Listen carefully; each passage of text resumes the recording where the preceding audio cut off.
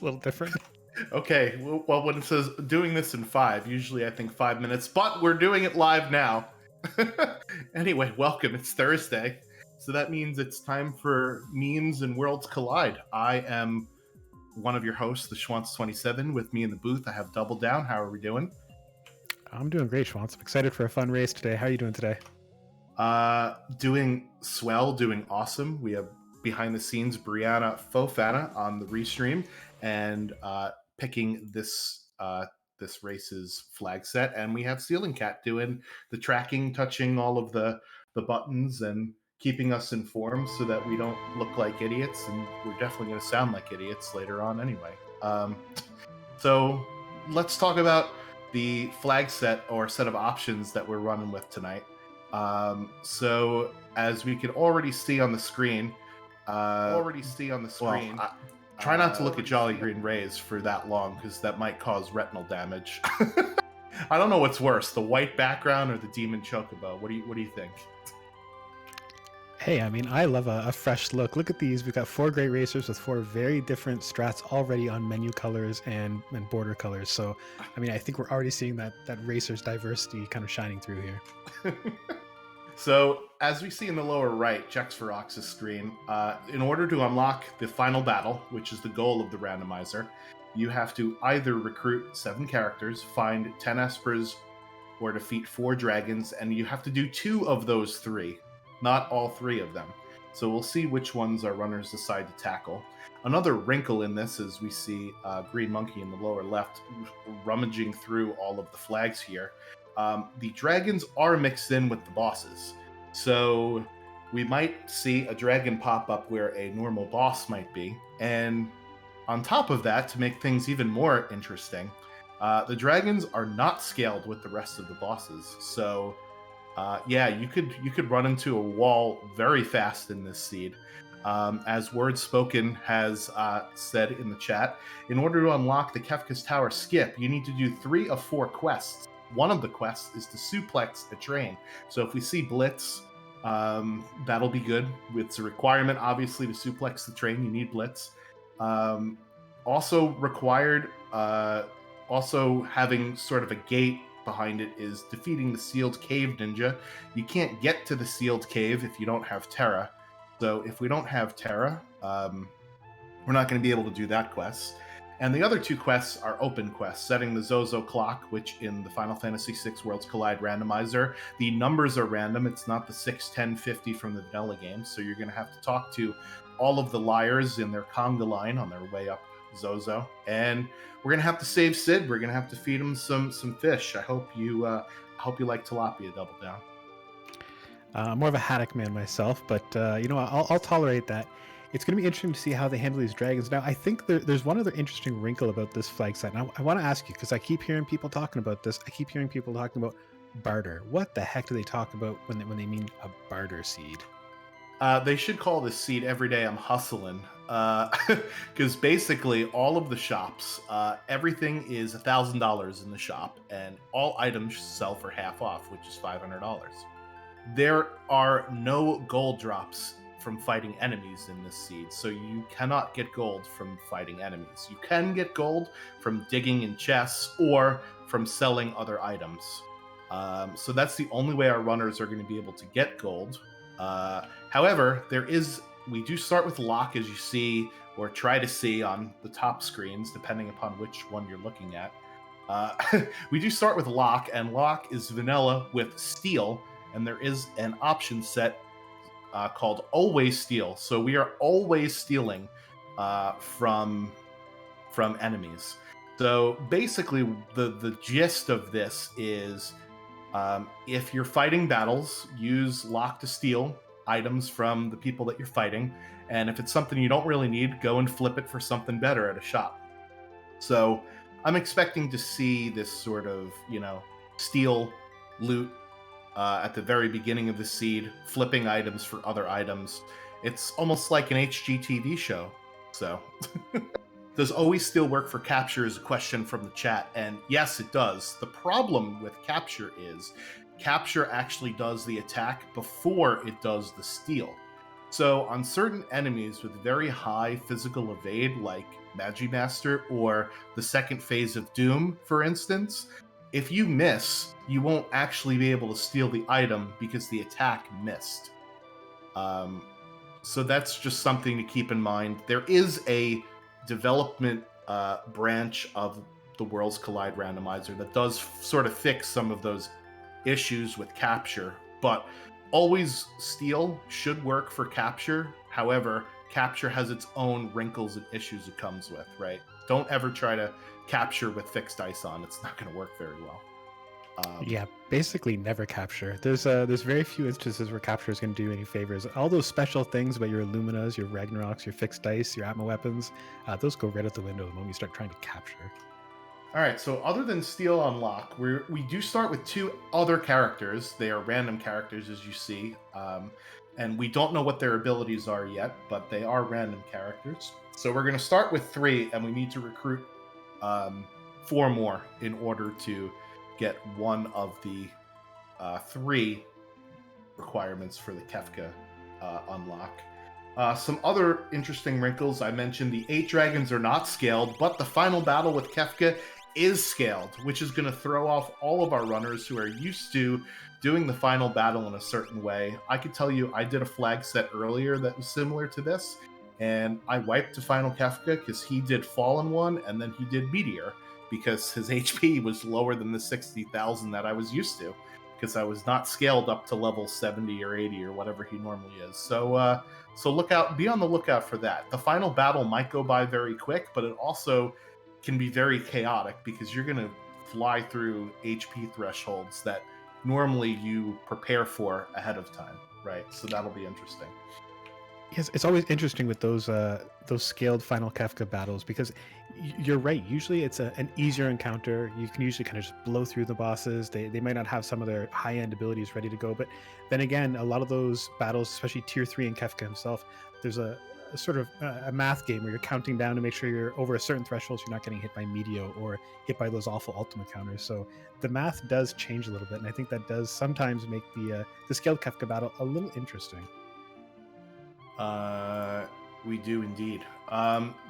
Another interesting wrinkle in here is we do have both the no free progression flag turned on and the YNPC remove or YNPC option set to remove. So any free checks will not result in characters or espers, and you can yeet NPCs out of the way, which normally is good for routing in towns and shops, but it also allows you to sequence break certain checks. So we'll see if any runners decide to sequence break, for example, Mount Zozo or Magitech Factory or Edgar's checks. So that's something to keep in mind. If we don't start with a character, if we start with characters that have pretty bad checks, I would say, or not desirable checks, we'll see if some of our runners decide to do some sequence breaks here. Yeah, it will be interesting to see that play out. I know the Y remove often gets used to skip past the lock requirement. Of course, we do have lock in the house already, so don't have to worry about that. Will be interesting to see too if everybody sort of makes that initial beeline to Narsh, or if we see a little diversity in the opening game. What do you think, Schwantz? What do you think we're going to see from these racers at the start of this? I would expect to see checking on the curse shield and to pick up that high tier item. It's a choice of one high tier item versus another high tier item in the Narsh weapon shop, right? Because of no free progression. And in this particular set of flags, the scaling is characters plus espers plus dragons times 2 for the levels. Interesting thing to note: the HP and MP scaling is party highest times 1.5. So what happened in one of my seeds when I was running this is I fought an unscaled dragon very early in the seed, and it catapulted me to level 20 something. The next few bosses, their levels weren't very good, so they weren't hitting me very hard, but it took me a very long time to kill them because now their HP was at level, 25, and their actual level was only 8 or 10, right? So we'll see if that happens, if we run into some swole boys here. I Jolly Green Ray with the interesting palette, as we had mentioned earlier. I don't know if if that is better or if Demon Chocobo is better. Let us know in the chat what you prefer, the Demon Chocobo or the white or the red on white here. God, yeah, that Chocobo frame. I don't know what the creators were thinking when they put that in the game, but it is thrilling. Yeah, so thrilling is definitely another word for it. So let's talk about our runners here. So we have Jolly Green Ray in the upper left-hand corner. He was actually in the finals for the Toilet Atmapod in our Battle Royale 2020 against Kilbasiago. We have Hefe here, who has run many races and is no stranger to our randomizers. We have Green Monkey, who is actually in the semifinals, 7-way crazy race that we had a few weeks ago.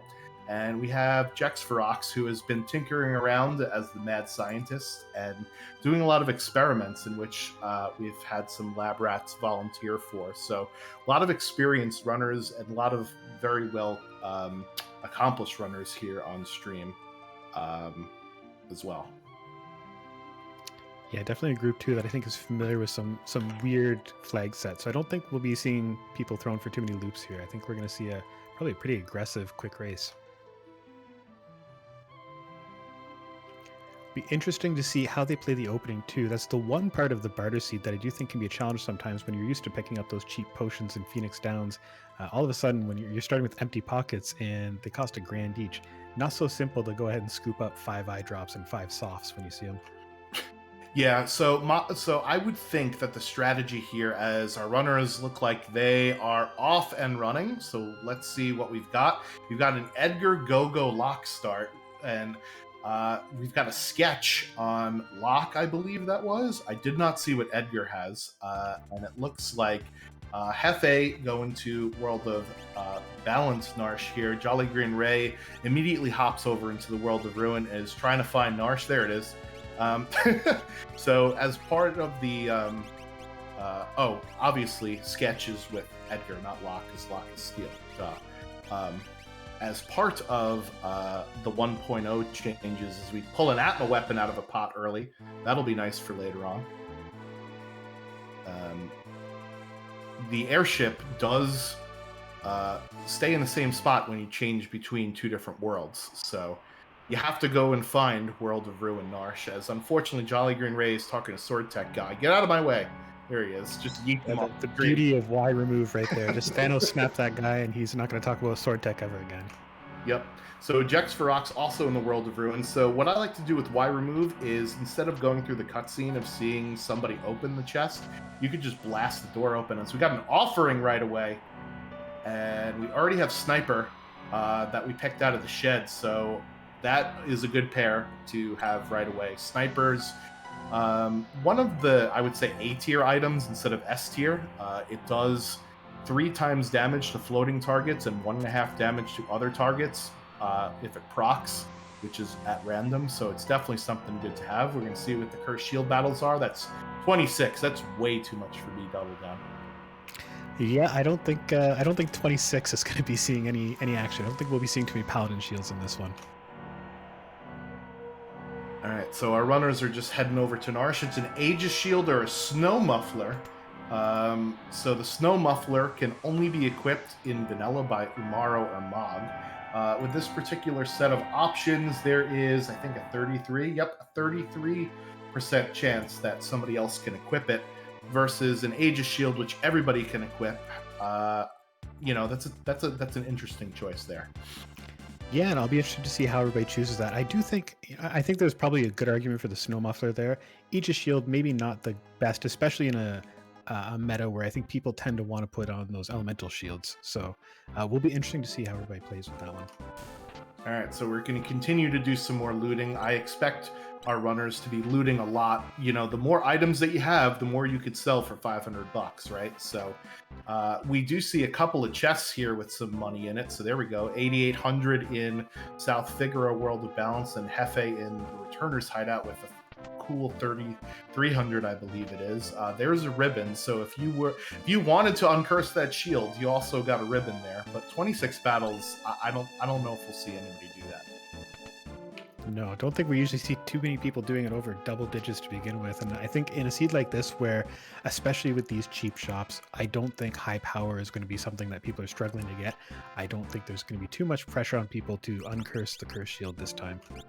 So we see Jex for Rocks in returners. There are Warp Stones and Remedies and Phoenix Downs. So those are basically your 3 items that you need besides Revivifies, right? Because Remedy will cure everything except for Zombie.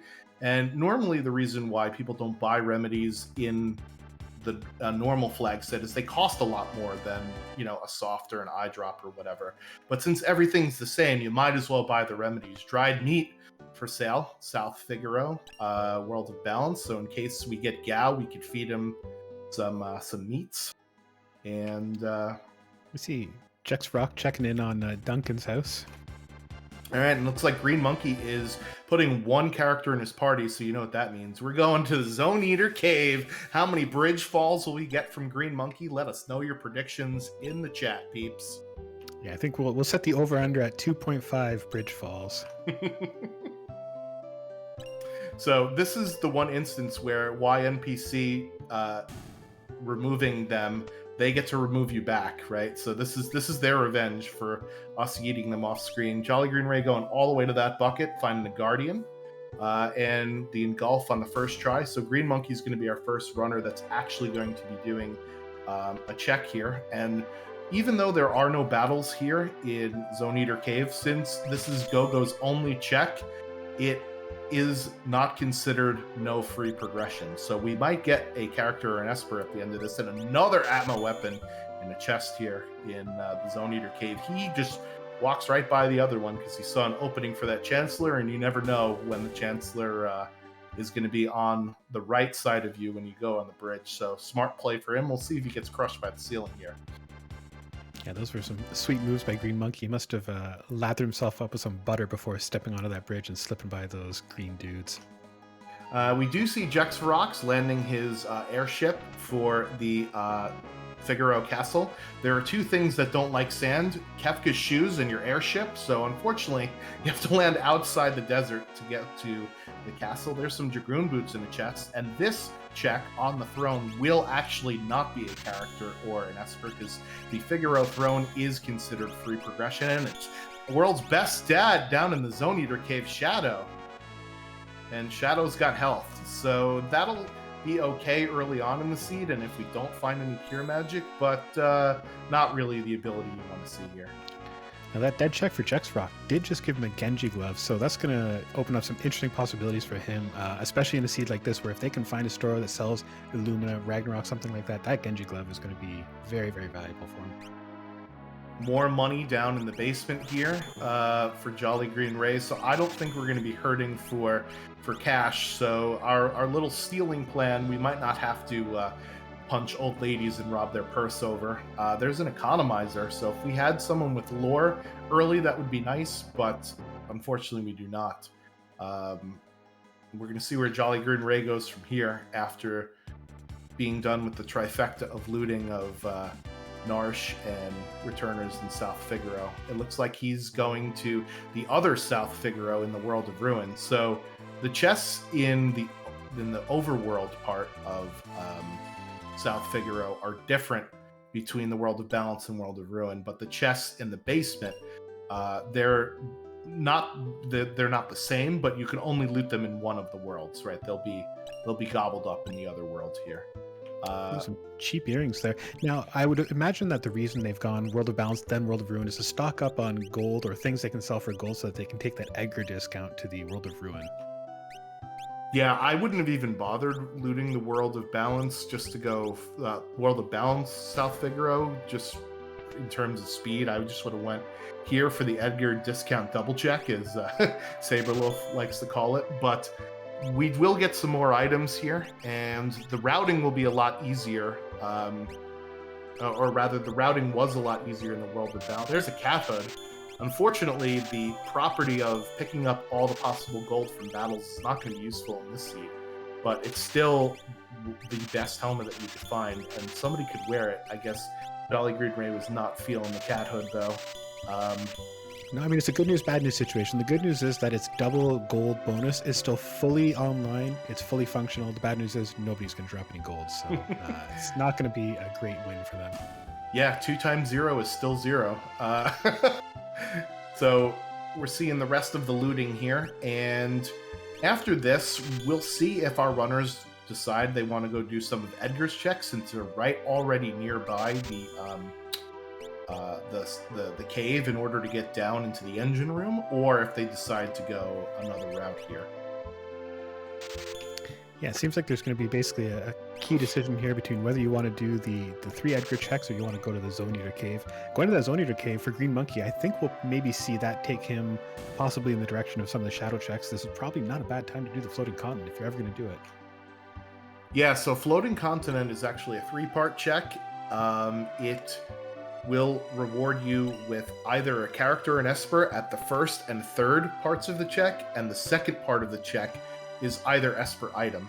But in the no free progression world, you most likely won't get a dead check. Commentator's curse. Yeah, go ahead. I just did it. Because there are only 2 instances of quote-unquote dead checks that aren't considered free progression. Chrono Time is asking about Shadow. Shadow was hiding out in the belly of the beast, the Zone Eater Cave. So when I have Go-Go in my starting party, I always go to the Zone Eater Cave, because it's 10 or so chests if you decide to get them all. And it's no battles, right? And you'll increase the progression ever so slightly. So that's something that I usually like to do right off the bat. I know a lot. It's a very divisive check. A lot of people don't like Zone Eater because of the Chancellor RNG on the bridge. It's quite an annoying platforming section, but if you can get past it, it's pretty easy. Yeah, I don't have those sweet Green Monkey moves, so when I go to the Zone Eater Cave, I get kicked off 7, 8, 9 times. I'm not one of them like Green Monkey is, unfortunately. All right, so it looks like Hefe will be doing the dive down into the belly of the beast here. Predictions in chat: how many bridge tosses will we get? And we'll see it here. As Jolly Green Ray is also going to go take a dive. The save screen is even worse on Jolly Green Ray's screen, because the save screen always has the white font. So you got white font on white background. It's not looking too good over there. The chest that Green Monkey skipped is only a cherub down, which is a relic. Not a very good one. I guess it's useful for Dirt Dragon, and that's about it, because it makes you float. And ooh, Hefe getting tossed. Now, will he be rewarded with 2 offerings while he's down there? Nope, it looks like it's going to be a tent and a sleeping bag. Oh, that's a tough break. Well, if you ever wanted to go camping, the bottom of the Zone Eater belly seems to be the play here. Just narrowly avoids a second kickoff there, too, by the way. Hefe is flirting with danger on these bridges. Oof! There goes Jolly Green Ray, and there goes... Oh...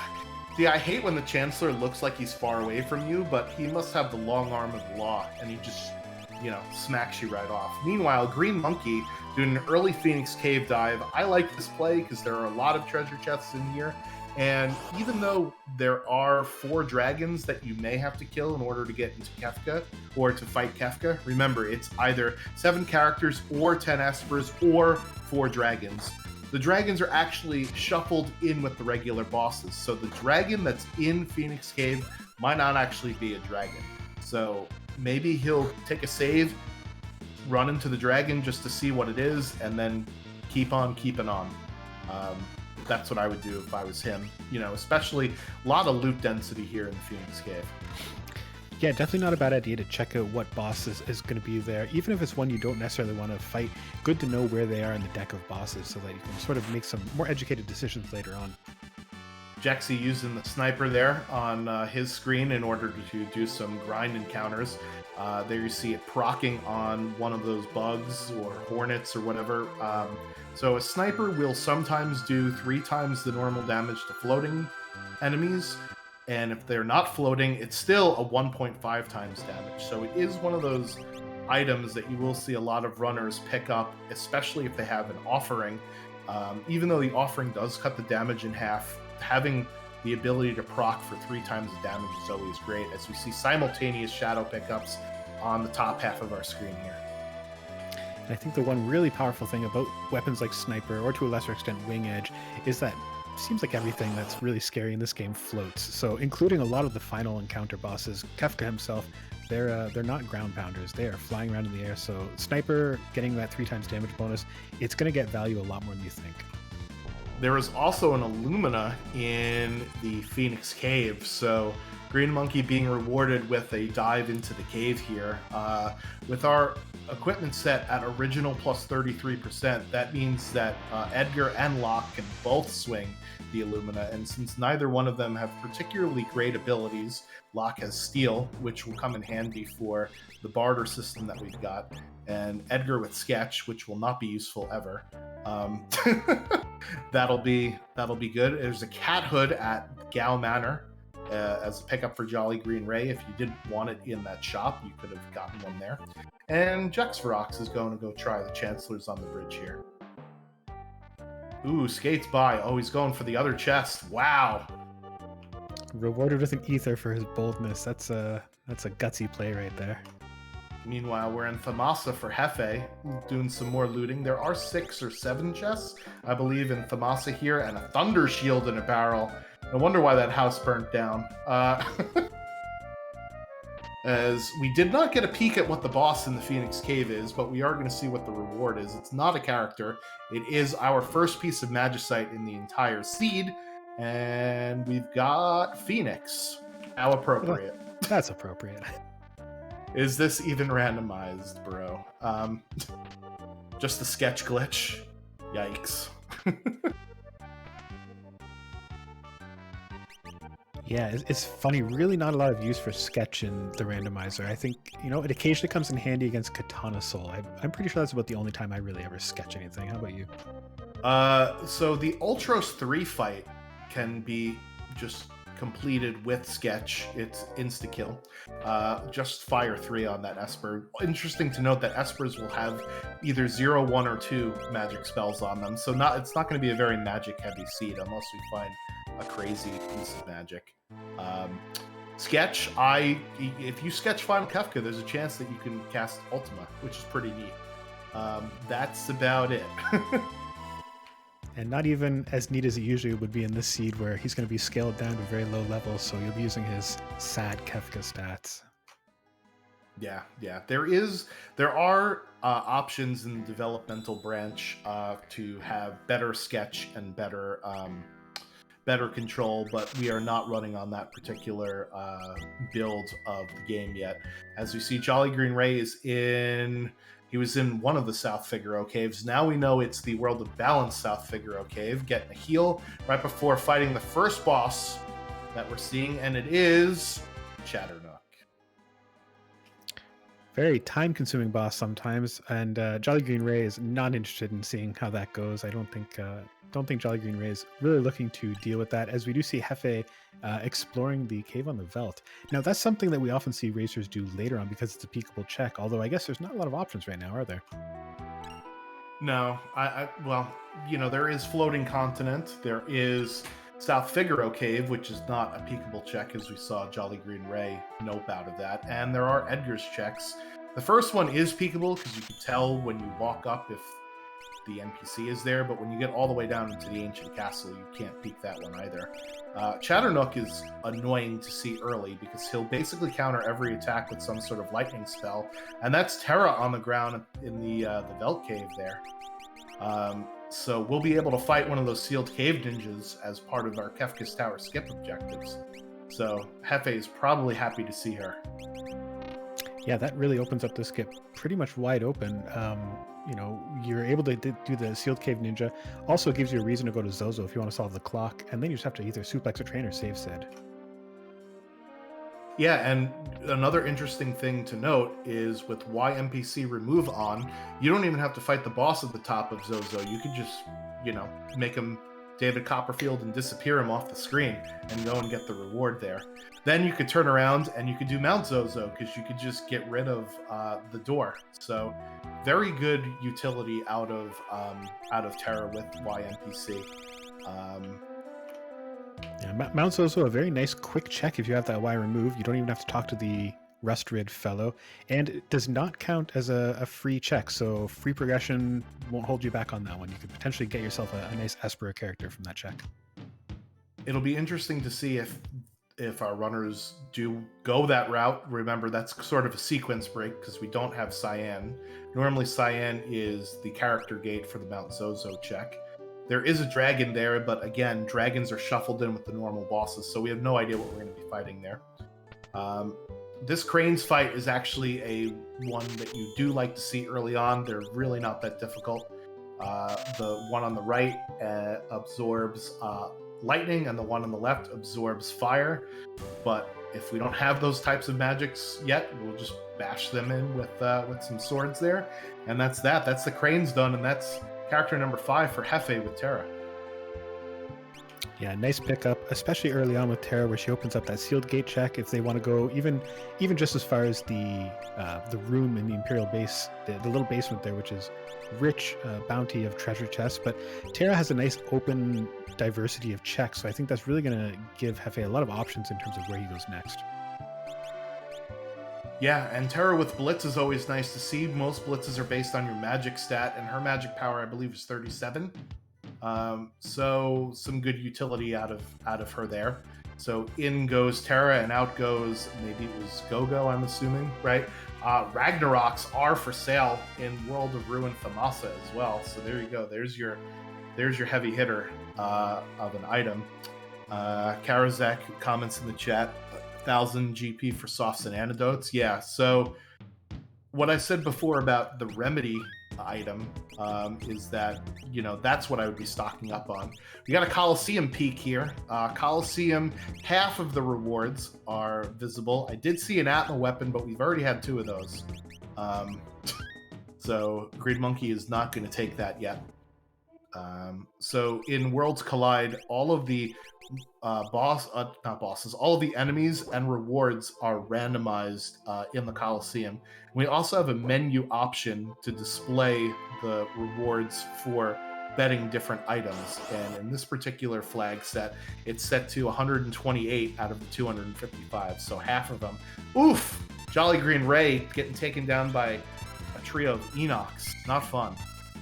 No, you hate to see that. I mean, that's always some of the danger early game where you're not quite certain if you can fight some of these bosses or random encounters, and yeah, you hate to see that kind of wipe on an encounter like that. Yeah, Enochs are not an encounter that you want to particularly fight. Hefe heading on the river ride here, the Leet River. This is a rather long check, but there are fixed encounters in order to level up your characters. However, this is not a very good fixed encounter fight here, these Scullions. Somebody in the chat indicating that it was an Atma weapon reward for betting an Atma weapon. Well, that's not a very good trade, now is it? No, I mean, that's a bit of a push there.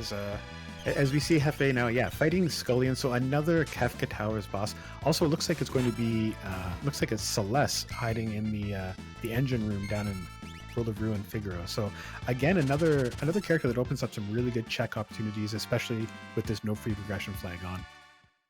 Yeah, so we might see a bit of divergence from these runners having, these characters available to us early in the seed. Celeste will open up the South Figaro prisoner check, which won't be an Esper or a character.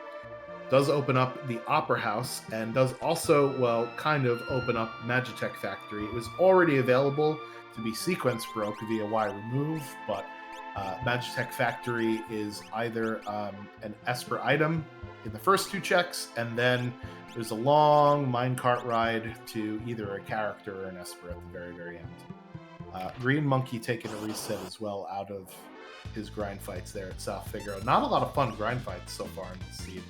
No, not at all. I mean, we've seen Scullions, we've seen Inox, then we just saw a couple of Brachiosaurs. They're coming out with the heavy hitters. As now an unscaled dragon showing up. That's gonna be an oof.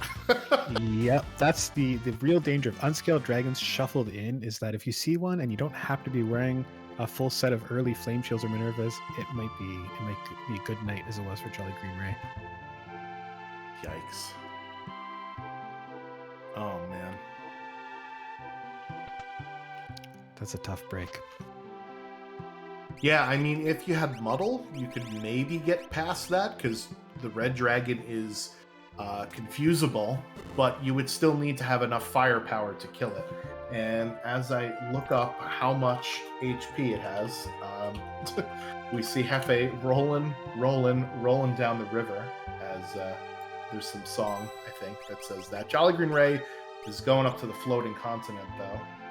Let's see, 30,000 HP for the red dragon. So you'd be there for a very, very long time. Yeah, I see his lock is swinging for about 300 damage, so 30,000 is going to be... We could do that quick math there. I think that's... 100 turns. That's 100 attacks, yep. Yep. Oh, man. And there's another awful grind Kefka's fight. Tower fights. Yeah, the Kefka's Tower is just spitting out all of the monsters and dumping them into our racers' early grind fights. See, if I found Scullions and Tricksters on the Elite River, I just would have reset out of this, because I was, this is already going to take a while, but having all of these particular monsters here is just not fun. We do see some Genji gloves and some Ragnaroks coming in handy, though. That's one of the good things about having, the barter sort of system, is you can get those endgame weapons for very cheap. Yeah, absolutely. And I mean, all it takes is 1 or 2 Genji gloves, and you've basically figured out that character's endgame offense right there. You don't have to piece together anything else or worry about learning any spells. You're pretty much set. If you've got a Genji glove and a couple of Ragnaroks or Luminas, I think you're pretty much good to go at that point. Yeah, and as I mentioned earlier, Espers will have either 0, 1, or 2 spells on them. You won't have any stacked Espers like in some normal flag sets, so magic is going to be a bit harder to come by in this particular flag set than normal. So offensive builds and builds based on characters' abilities are going to be where it's at, unless you happen to find a magical Esper. The first boss at the floating continent is Tunnel Armor. Thank goodness, an easy boss finally for Jolly Green Ray. Yeah, finally. Nice to see these racers catch a break. I'm sure Jolly Green Ray on the way out of the floating continent will end up fighting, I don't know, Evil Oscars or some other Kefka's Tower nasty, but for now, he's got an easier one, as does Green Monkey, who only is having to deal with Dataluma. And again, another boss that's not going to give probably Green Monkey too much trouble. Yeah, Dataluma will, if you let him hang around for too long, he will get annoying, but I don't foresee this being too big of an issue. And it looks like Green Monkey either is trying to uncurse the shield, or Dataluma put Condemn on his character. I'm not sure which it is. Did you happen to see what he was doing here? No, but I would be very surprised. I'm assuming he just got Doomfisted or something, because I can't see Green Monkey looking at... Well, I mean, Chad is saying he's doing it, so I guess this is 1 down, 25 battles to go if they get through this. Yep. So this is where Dataluma becomes annoying, is he calls in some homies to come help him out with the fight, and then he'll start throwing things at you, which is always never fun. Jolly Green Ray getting easily past that tunnel armor there. Jex Ferox taking down Niles and Frazier the Cranes to grab Terra, and boss number 2 is Flame Eater, obviously weak to ice and absorbs fire and nullifies every other element. So we'll see what the strategy here is for Jolly Green Ray to take down this boss. Because there's an ice rod, and we have Gogo that can mimic it. So that's the strategy there, is just continue to mimic until the end of time. Yeah, I mean, mimicking consumables is some great value for early game especially, but it's tough. Flame Eater really is one of those bosses where if you don't have the AoE or you don't have the answers to it, it can give you fits in that early game. Yeah, and we see Dataluma throwing things at Shadow. Like I said, if you don't beat Dataluma fast, this fight can get out of hand rather quickly. And there's a kick to the face of Locke. So yeah, some tough going here in the early seed for our runners. Hefe, I think, has been on the Elite River for about 15 minutes now, is the river that will never end. All those Scullion fights are eating up the clock for him. Yeah, he's using those Ragnaroks to paddle. He's got Genji Glove, he's paddling on either side. If you've ever tried to go whitewater rafting, though, with a group of 4 friends, it could end friendships very quickly, so... Yeah, if somebody's not pulling their weight on their side of the raft.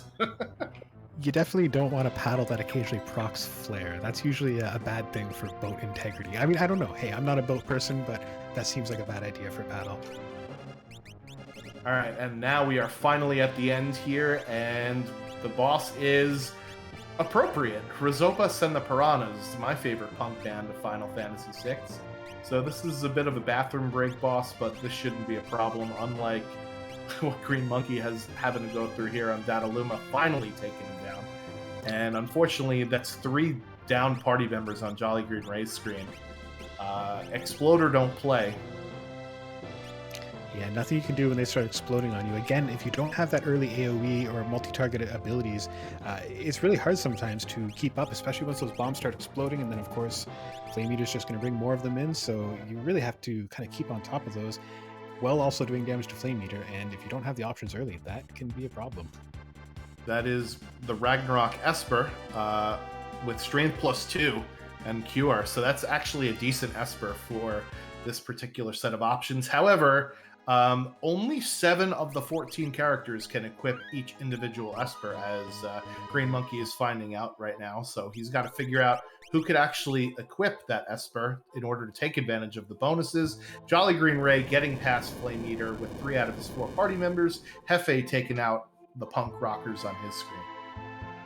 Yeah, that's a great victory for Jolly Green Ray. That was a fight that very, very, very nearly turned against him. So really skillfully done to get himself out of that.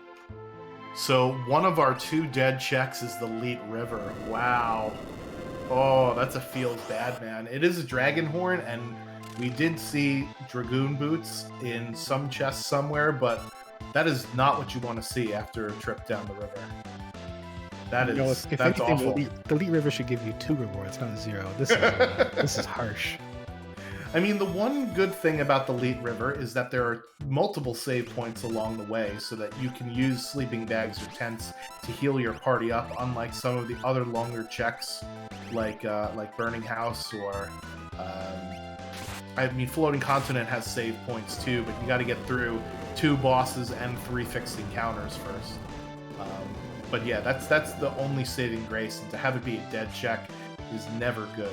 However, that means that he got all of those levels, I think, from defeating those Scullions, and does not increase progression for the levels of the bosses. However, the HP pools of the bosses do scale party highest times 1.5, and it's Kefka and Arch play for Hefe. He's just doing everybody's favorite checks right away here. Yeah, he's going for it. And I mean, it's not a character, but again, no free progression. So, I mean, surely Hefe will not get a second dead check in a row. I can't imagine that. He does have Terra, so he will probably go down and do the Weld Gate after this, and can also grab that Aegis Shield or Snow Muffler, whatever reward he didn't decide to grab. Jolly Green Ray checking the monster in the box up on the Floating Continent, and it is Hoodat's favorite snail presenter here. I didn't see which Esper was the reward at the Floating Continent, but there definitely was an Esper. Palador. All right. Jumpy, Palador, jumpy. And all that. Drulith mentioning in chat that with perfect RNG, you can get through the Leet River with only 2 fixed encounters. I would expect that from somebody who also can hit the slots perfectly every single time. For us mortals, Leet River is 5, 6, 7 fixed encounters, and full of Kefka's Tower bosses.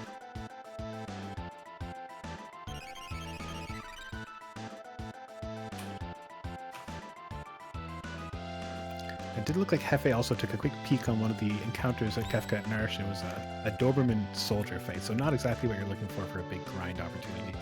No, I always get confused with some of those those Empire type fights with like the Dobermans, the soldiers, and the guards. Some of them don't give XP because those are the fights from when you're at the very, very beginning of the game with Vix and Wedge and the Magitech armor, right? And then some of them just give magic points and GP, not in this seed, and then some of them give XP, and I never remember which, so half the time I run away from it. Speaking of snails, we have Welk as the boss for Kefka at Narsh, so a little French vanilla action on his screen there. looks like Jexferox is going to continue fighting Chatternook.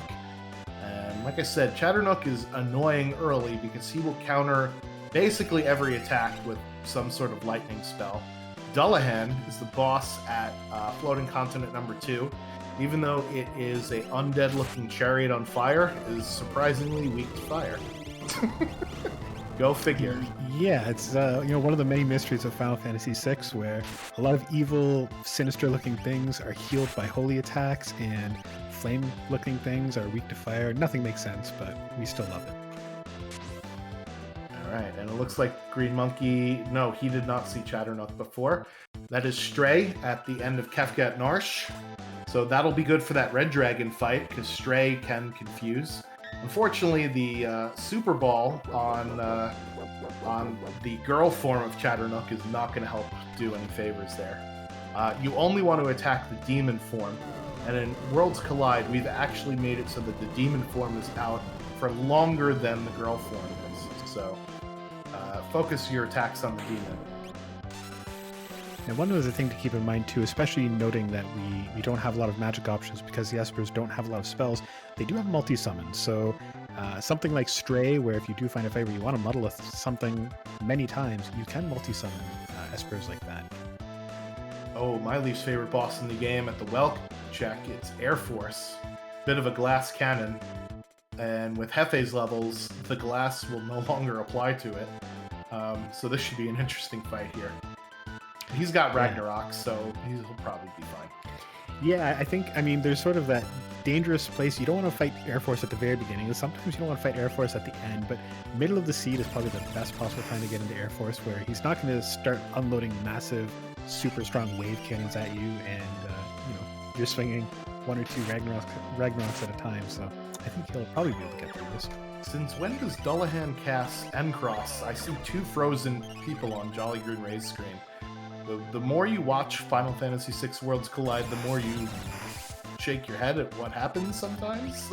That's I've never seen Dullahan do that before. The only way to get out of the freeze status is to hit your own party with fire, or to just wait for an inordinate amount of time. Hefe does get through Air Force nice and quickly, so we will get to see another reward, and will be another match, say Kirin, which again, not a bad one to have to summon. Teaches Cure too, which will help for healing in between fights, but kind of nice to be able to throw Kirin summon down at the beginning of something like a long fight, for instance, Final Kefka. Ramu is the reward, as both Green Monkey and Jexferox take down the evil painting at basically the same time. Drew letting us know in chat that with elemental scaling, sometimes N-Cross will be folded in with other ice-like abilities. So that is definitely not nice baby on on Jolly Green Ray's screen, although he's finally out of the frozen status here. We do see Hefe taking on another monster in a box, so probably looking for that Katana Soul. Again, we've got a lot of strong weapons in the ether out here to pick up, so never hurts to find another offering. Yep, and sometimes you also go for Katana Soul for the money that he drops, but actually not in this particular race. And also, another monster in a box that normally is so-so, but in this is huge, is our good friend, the Pugs. Each of those normally has a pretty low chance to give you a Minerva or to be robbed of a Minerva, but with that always flag on, you're always going to be able to steal from them. They have a pretty good chance of having rare items, so you can come out of that Pugs fight with 1, 2, maybe even 3 or more Minervas. Andrew being punny in the chat, never a Dullahan moment on Jolly Green Ray's screen, and that's Phantom for his trouble there. Unfortunately, it seems like Edgar is the only one that can equip any of these Espers here. It does have Fire 3, which is pretty nifty considering that we don't have a lot of spells on these Espers coming out. Jexferox is at the Sealed Gate Cave here. Hefe has just sequence broke Mount Zozo. I'm assuming he'll probably do regular Zozo after this. Good old 1-2 punch, especially because he has Terra. Jolly Green Ray gets yeeted off of the top there and is onto the last part of the floating continent. 2 fix encounters and then a boss. Green Monkey heading down to tangle with those engine noodles down here. Yeah, the bizarre colored spaghetti maggots crawling over the engine. Now, I think we did see this fight before, and I think this was one that was not doable last time we encountered it. And at the dragon spot in Mount Zozo, it is an Ultros number 2. Unfortunately, not a dragon, but it is a pretty easy fight and will give XP. This is the unscaled red dragon, and I don't think Green Monkey has any muddle to deal with it. Genji armor at the end of the sealed gate cave, and Jexrox is resetting out of it. Does not want the Genji armor. And I'm not sure what the theory was behind going in there. We do know that there's no free progression, and that is considered a free progression check. Not sure if he forgot or was looking for something like an Illumina in there. I mean, Genji armor is okay, not the best. However, if you are looking for the skip, you are going to have to defeat the cave ninja, which is now not going to happen unless he decides to go back there later. Hefe seeing that it is an Esper at the end of Mount Zozo. Jolly Green Ray getting the Merchant Sprite, so that's also an Esper. That is Crusader for him. Green Monkey noped out of the Red Dragon fight because he had nothing to deal with the Red Dragon. Very smart move. It seems like that's going to be a roadblock for our runners. None of them are going to be able to do the Edgar checks until they get either enough levels or they get something to muddle, like that Stray Esper. It's Shiva for Hefe, teaches Strength +2, but does not, or gives Strength +2, but does not have any spells on it. So that's just a stat Esper. Green Monkey did Thanos snap his way into the Magitech factory, so it will be interesting to see whether he does the first 2 or all 3. Now, he only has 4 characters. I imagine we'll see him do the full Magitech factory at this point, especially not able to get through the Edgar checks. And that's my favorite thing to do on Hefe's screen, is to just eliminate all of the conga line of characters there in Zozo when you have YNPC removed. It's so satisfying. Ooh, a fairly cheap Zen Thief. So Zen Thief is giving away an Esper, and in the World of Balance selling for 18,000 plus change. That's gonna be a nice way to pick up a last Esper. Yep. So the Zen Thief can have an Esper with no free progression. The Zen Thief and the Sealed Gate, we actually switched them in our list of free progression items from the beta to now. And Hefe does yeet the top boss out of the way, hiding in the Hide Knights at Magitech 1 for Green Monkey, and that is a Carbuncle Magicite at the top of Zozo there for Hefe. Unfortunately, hey, Locke can actually use it. Magic Power +1. It's too bad that Terra can't use that with Blitz, but you know, that's what happens when you have a equipable with 7 only. Now, one thing I'm surprised about, I would expect that we maybe will see a little bit more shop checking as we go on. Obviously, given the nature of this seed, probably a good idea for some of our racers to really start looking to see what options there are. Probably a good thing to have something like, for instance, with Terra and a Blitz, a good opportunity for an experience egg there if you can find one. Yeah, so both Hefe and Jolly Green Ray, they get different mobs, but took this fight in the shed. So this fight in the shed, you basically have to pledge your allegiance against the Empire, and 2 soldiers will attack you. But the great thing about after this fight is, if you talk to the woman immediately after, she'll give you a free heal. Well, it's not free because you have to either fight the enemies or run away from them. But this is one of the places in Worlds Collide where you can get a heal. So it's always good to know where your heal spots are. Obviously, the bucket, Narsh, the shed right there in Vector, anybody can go to.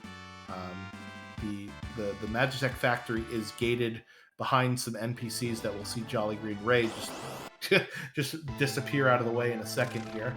And Green Monkey gets past hiding in the Hide Knights for his first Magitech factory check down. Yeah, don't forget, if you don't want to use that free heal in Vector, if you don't want to have that fight before you heal, there is a little boy who will heal you for exactly 1 HP every time you talk to him. So, if you talk to him 1,000 times, you could be healed up 1,000 HP. That's a great deal. One thing I did notice in that fight to unlock the heal in Vector, though, it was the stray cat formation. So if we do find somebody with rage later on, they're going to have that stray cat rage, which is obviously a big advantage to have if you have these strong weapons, where stray cat's going to pump those weapons up through the stratosphere.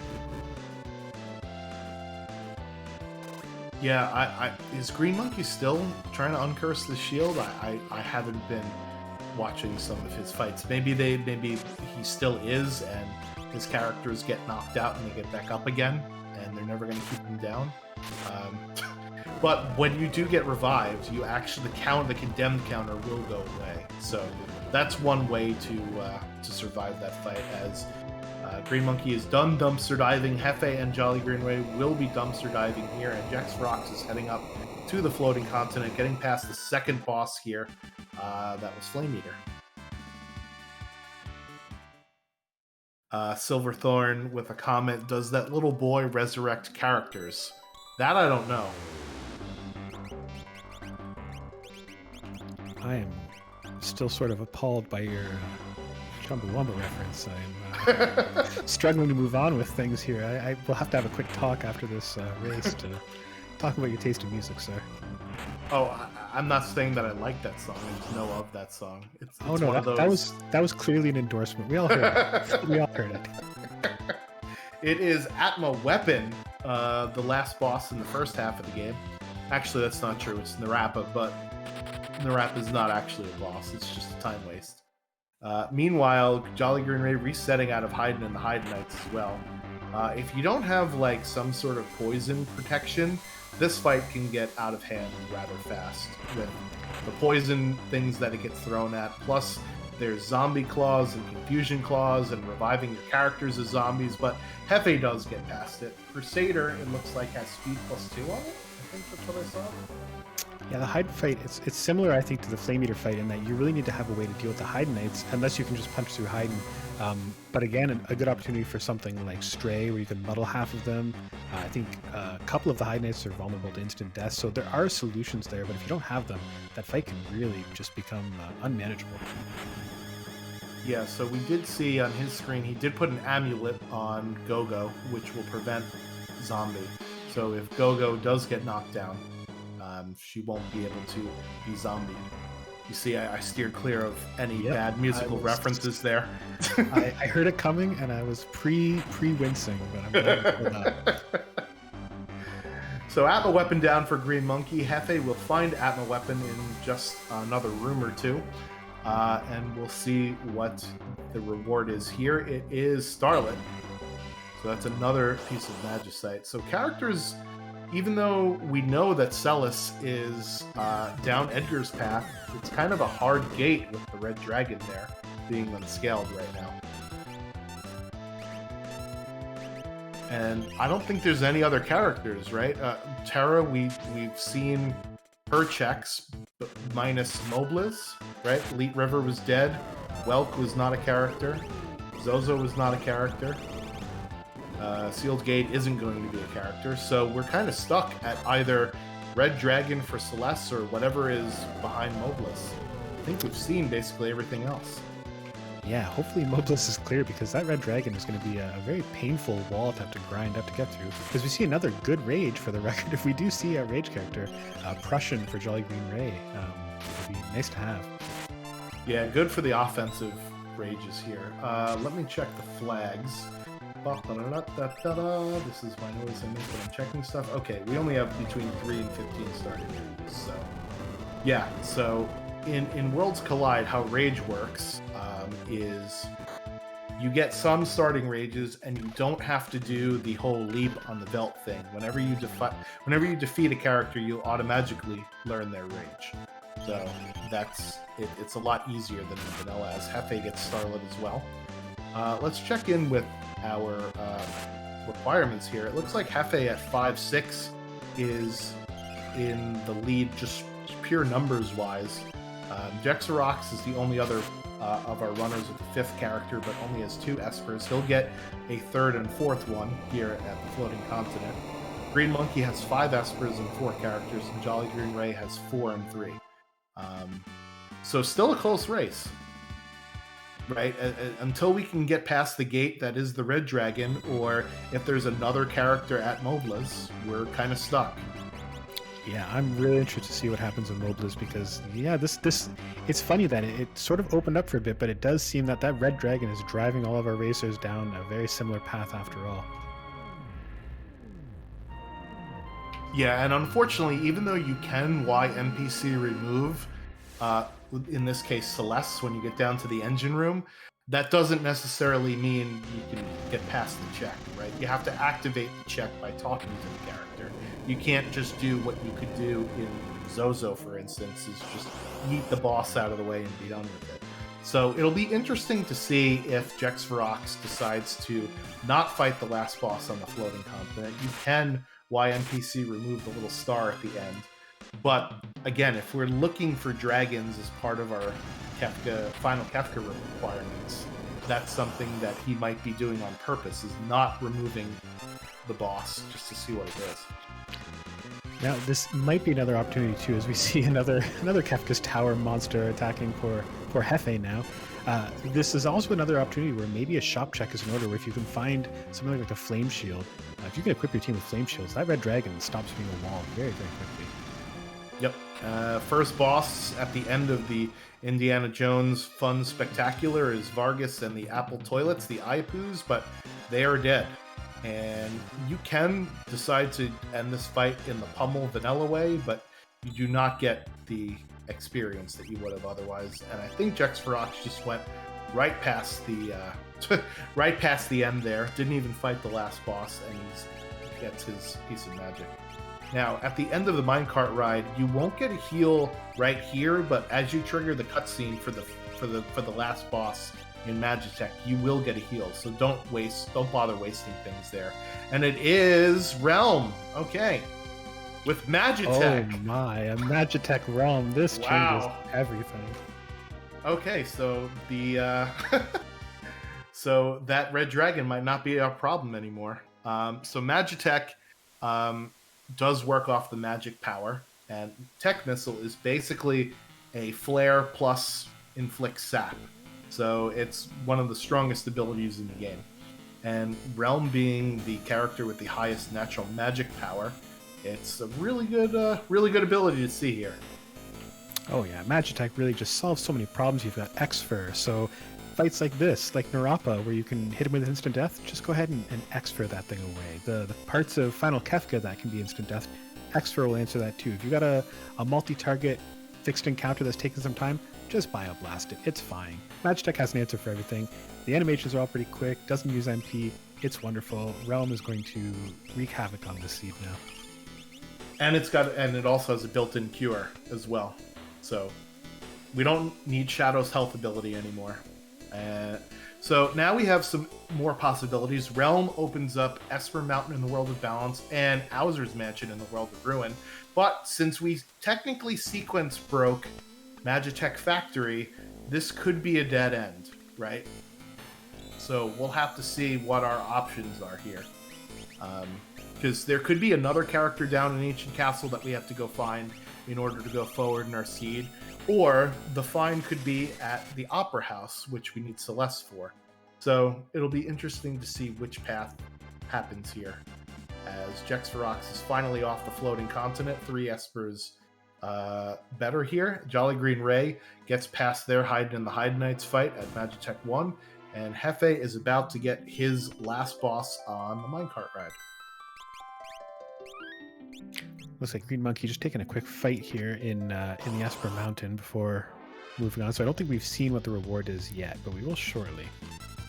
Yeah, I think this is a no Moogle Charm thing, because Realm just got swapped in real fast. In Vanilla, there is the Realm that normally runs around here in the cave, and that is a soldier sprite, so it's not a character. It's either an Esper or an item. So, but this is a pretty quick check. So it's usually one of the ones that you like to do, because it's about 15 seconds to get to this point here, and we'll see what the boss is. Ooh, Rex Soul and the Soul Savers. Another occasionally very annoying boss, but of course, with Tech Missile to pump damage right into Rexel, probably a pretty quick fight, especially with the double earrings there. Now, I do wonder if we'll see Green Monkey head right over to Jador as well. Alzur's Mansion is a little bit of a time sink sometimes, but that's another opportunity to check some more stores as well. Yeah, so Rexol, the strategy here is very weak to physical attacks, has very high magic defense, and will absorb Pearl and Fire. So that's why you see Green Monkey hitting it with a stick, basically. And Tech Missile is non-elemental, and it also ignores magic defense. So that's why Tech Missile doing big damage there for Realm. And that's Rexol down. Kefkat Narsh is the play for Jexvarox, as Hefe is trying to figure out what to do next after getting Realm from Magitech. And Jolly Green Ray is at boss number 2 in Magitech Factory here. Nice Esper pickup for Green Monkey there as well. That's a Fenrir, which one of those Espers you really want to see for the final Kefka fight. But can anybody equip it? Oh, yes, Realm can. Okay, we're fine. That's always the most frustrating thing. Is like, do you take in a nobody character to tier 3 just to cast Fenrir on him? Ooh, Jexvarox missing the skip there, and so he's going to have to take a few other encounters. 1,000 needles to the face of Edgar there from Atma Weapon, and Hefe is going to find out that it is the Red Dragon there at the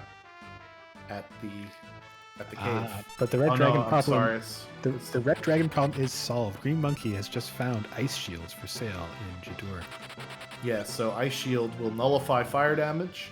And I'm sorry, Hefe was in the other world. Was in the world of balance, so that's my mistake here. Jador also has the auction house. In this particular set of options with no free progression on, the auction house cannot have an Esper. So thankfully we do not have to pray to RNG Jesus tonight for our for our auction house needs. You could still find some. There are still 2 high tier items in there, but considering shops are basically free, well, they're not basically free, but since shops are pretty cheap, there's much better ways to get your higher tier items than going to the auction house. Green Monkey is now the proud owner of 10 ice shields, so I believe if he does choose to go after that Red Dragon, I don't think the Red Dragon will be having as much success anymore. He has no Phoenix Downs though. That's not a good place to be. But he could at least sell some. Everything sells for 500, even those pretty terrible items. So pick up your Phoenix Downs here. And we do have Palador floating around. I don't know if Green Monkey has Palador yet, but Palador does have Life 2 on it as well. So, yeah, Green Monkey has not picked up Palador. That's a floating continent reward. But if he does get Palador, Life 2 is on that one. Interesting. So Green Monkey is not even going to do Alzur's Mansion. He's going right to the Red Dragon here. And I could get behind this play because the Red Dragon will give him tons of XP, right? And it'll make the seed that much easier in terms of boss leveling. The bosses, however, will be beefier up until they scale to level 40, so we might hit scaling cap pretty soon because it's party highest times 1.5, right? And we do need to get to 7 characters or 10 Espers or 4 dragons. Hefe does get past the tunnel armor spot, so he'll pick up another piece of Magicite there, as Jexvarox is taken on Welk, who is coming out of the Gru hole finally. Yeah, the Zen Thief in the World of Ruin charging just about double what it is in the World of Balance, so hopefully none of our racers pay extra for that Esper if they do choose to pursue it. I'd like to point out that Jolly Green Ray warped out of Magitech after the second one. Ooh, that's going to come back to bite him if he can't get past Red Dragon later. And even if he can, having Magitech Realm with all that firepower will just, I think, snowball our other runners into beating bosses a lot faster. That really is a risk with the Magitech 3 warp out. Personally, I rarely do it unless I'm late in the seed and already sort of have that character niche covered off. But yeah, if you get in that situation, missing out on that realm and being stuck behind this Red Dragon could be a nightmare scenario for Jolly Green Ray. R.I.P. Missile Kid will pour one out for realm in the chat there. And here we go. So it's Ice Shield time for our Red Dragon. With Tech Missile and all of the and the fact that Red Dragon basically can't hurt us, this should be not a easy fight, but it'll be it will be a slow fight, but it'll be an easy fight because we're not really in any danger here. Yeah, I think it might even be a pretty quick one too. And don't forget, if he wants to, he could break one of his many spare ice shields. But I don't think he needs to do that. He's doing a lot of damage per action now. Getting a couple of flare procs here as well, and I think, let me see, was it 40,000 HP? 30,000 HP is Red Dragon. Double check that. Is 30,000 HP. Yeah, I think Red Dragon's probably just about done here then, because I think he's done about 20, 25 already. And Hefe is going to give us our Mobilist check, and it's Gao. Yeah, interesting. I'm actually surprised that we haven't seen anybody check this sooner, especially considering the wall that we've kind of seen with getting characters. So it'll be interesting to see what that Gao has as Jolly Green Ray picks up Terra. Yeah, so this is going to be character number 5 for him once he gets past this particular fight. Magicite for Jex Ferox, that's Kieran. And Celeste is the reward for Green Monkey, so he's at character number 6 there. He also managed to pick up a cursor along the way on his screen, and now you can't unsee it. You're welcome. As Fun Baba blows 2 characters off, and we'll see what the real boss here is at Mobilus.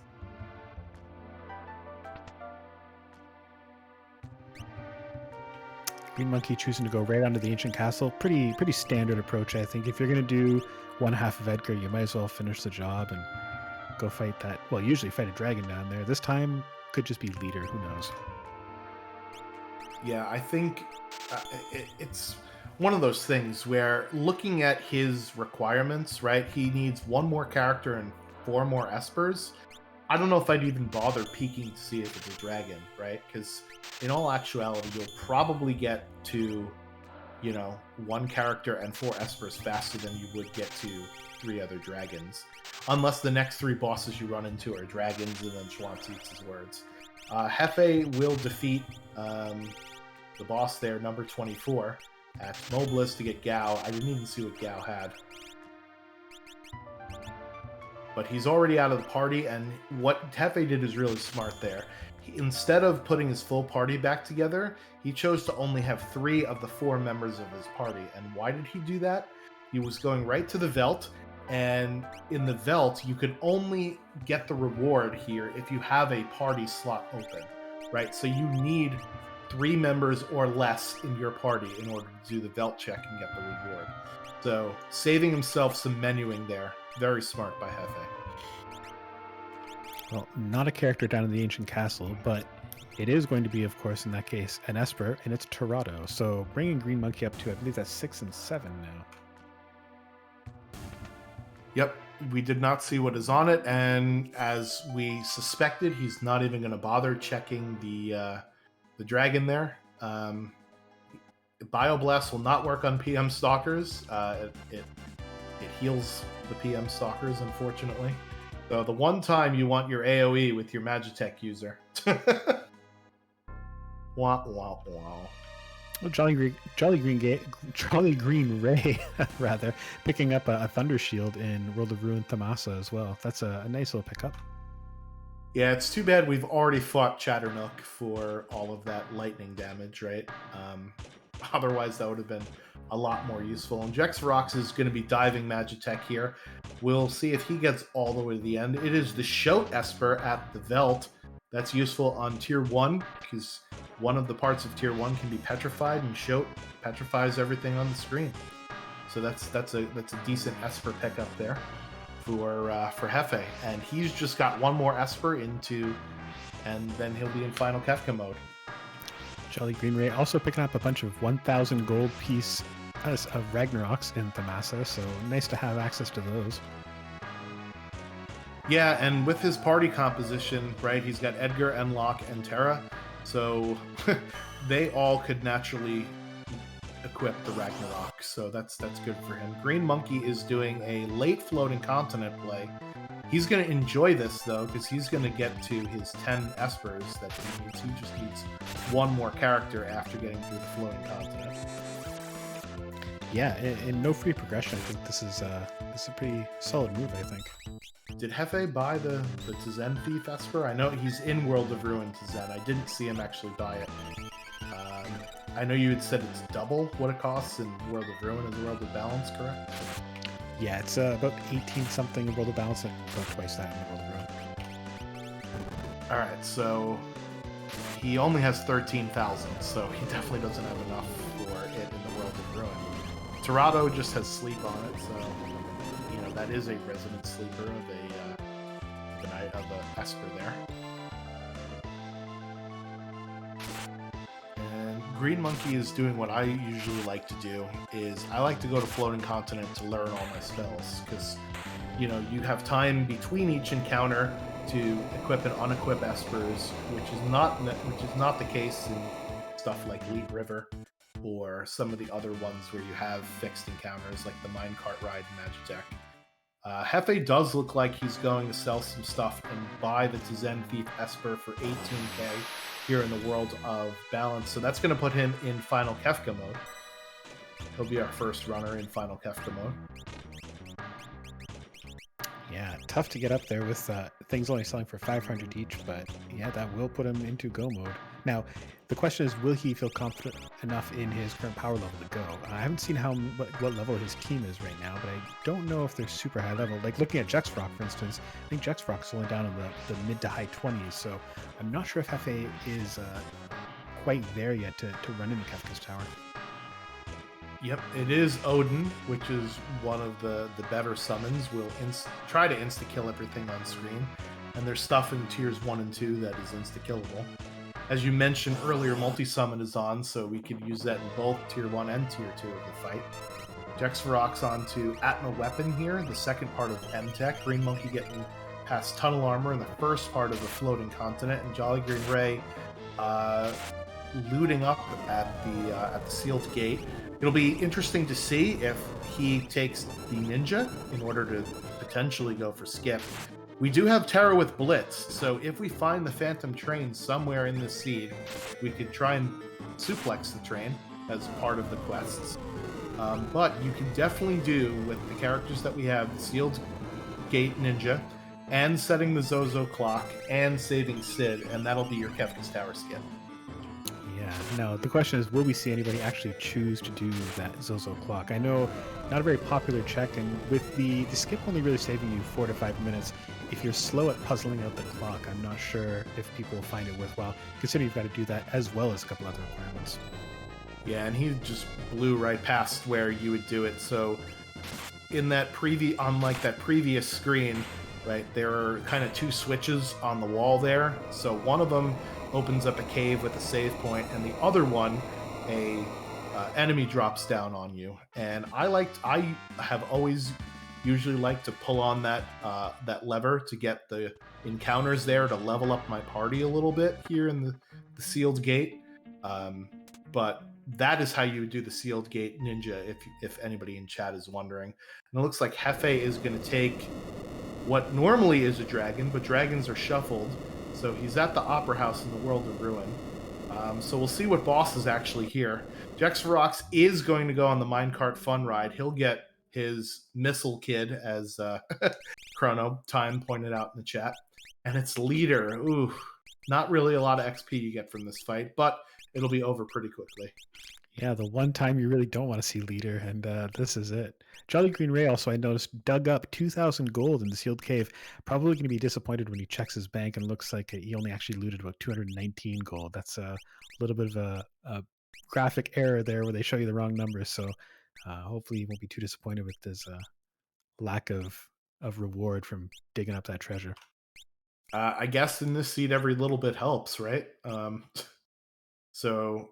yeah, we'll see what Hefe decides to do next. And looks like he might be going to the World of Ruin Narsh to go up the snowy hills to potentially fight what is at the Ice Dragon spot and what is at the Tritox spot. It's Dullahan, the second boss on the floating continent here. And like you said, I don't know what Hefe's levels are on his characters, but he's obviously not feeling comfortable going into Kefka's tower. Remember, Kefka is scaled in this particular set of options, so it doesn't really matter how powerful you are for that battle, but the battles in the tower, especially with unscaled dragons that may be lurking in Kefka's tower.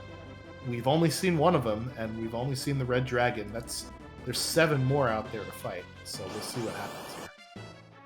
That's exactly right. You're really worried about what's going to be in those statue positions in Final Kefka's towers. So, again, no dragon here. It's just a bunch of tentacles. Not really what Hefe was looking for. Not the worst outcome, but not a lot of XP here either.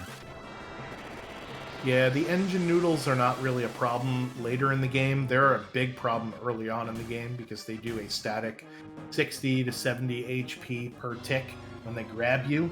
So when you don't have that much HP, that's pretty deadly. They're also pretty annoying in Kefka's tower when you have a party of like 1 or 2 people because they'll grab you and that's the end of that person's turns for a little bit. Yeah, that's really when tentacles drive me crazy, is when you run into them and you don't have a full party, so either early game or Kefka's tower, just awful. Just awful getting slowly whittled down and there's nothing you can do about it. Was that a Magus Rod as the reward there from the tentacles fight? An Aegis Shield. Oh, that's even worse. Okay, never mind. It sometimes, like, these runners are so proficient at their menuing that it just flies up really too fast for me to even see. So shout out to Ceiling Cat for tracking this particular race. She is doing a better job than I do. And Brianna for restreaming. Double down thanks for hopping the comms booth with me as well, as we're seeing Dataluma again. Yeah, still not what Hefe is looking for. This is a tough situation. You know, in this situation, Schwanz, would you keep hunting bosses or would you just start looking for grind fights, hoping to find Tyrannosaurs or something like that? That's a great question. The mobs are kind of in certain areas, right? So you could fly between certain biomes, like there's a desert biome, there's a forest biome. You know, there's all these different backgrounds that you could fight different enemy mobs in, right, versus fighting bosses. Because you especially don't want to run into a boss like Ultros 4 that doesn't give any XP at all. And what he's doing by doing this, by getting more characters, by getting more espers, is actually increasing the scaling. So even though he's leveling up, that's level 38 for that Edgar. Even though he's leveling up, he's also leveling up all the enemies. So I think, you know, doing dragons, even though they're not dragons, right, won't increase the scaling because the scaling is based on characters, espers, and dragons killed. So I would go to the dragon spots and do bosses because they'll probably give more XP than most enemy mobs. But yeah, at some point you're going to have to go fight those mobs to not increase the scaling. Now, Green Monkey, on the other hand, because of that dragon fight, very, very high level. I think his team is all high 30s. So the moment Green Monkey picks up the 7th character, he can pretty much hit straight to the tower. And as long as he can get to Kefka himself, he's going to burn through Final Kefka. Yeah, so Hefe is our first runner into the tower, 111 in change here. So the Elite River, I think, did pay off for them, even though it was a dead check. Just because of how many levels he gained, made his fights later on in the siege just that much easier. Even though the fights were pretty grindy, right, and pretty lengthy, I think that still did pay off. As Jolly Green Ray takes down the South Figaro Chatternook spot there for another Esper. We're seeing Jexferox taking that realm and immediately going towards Esper Mountain to get to Rexol, and it's Sabin doing some painting in Owzer's Mansion.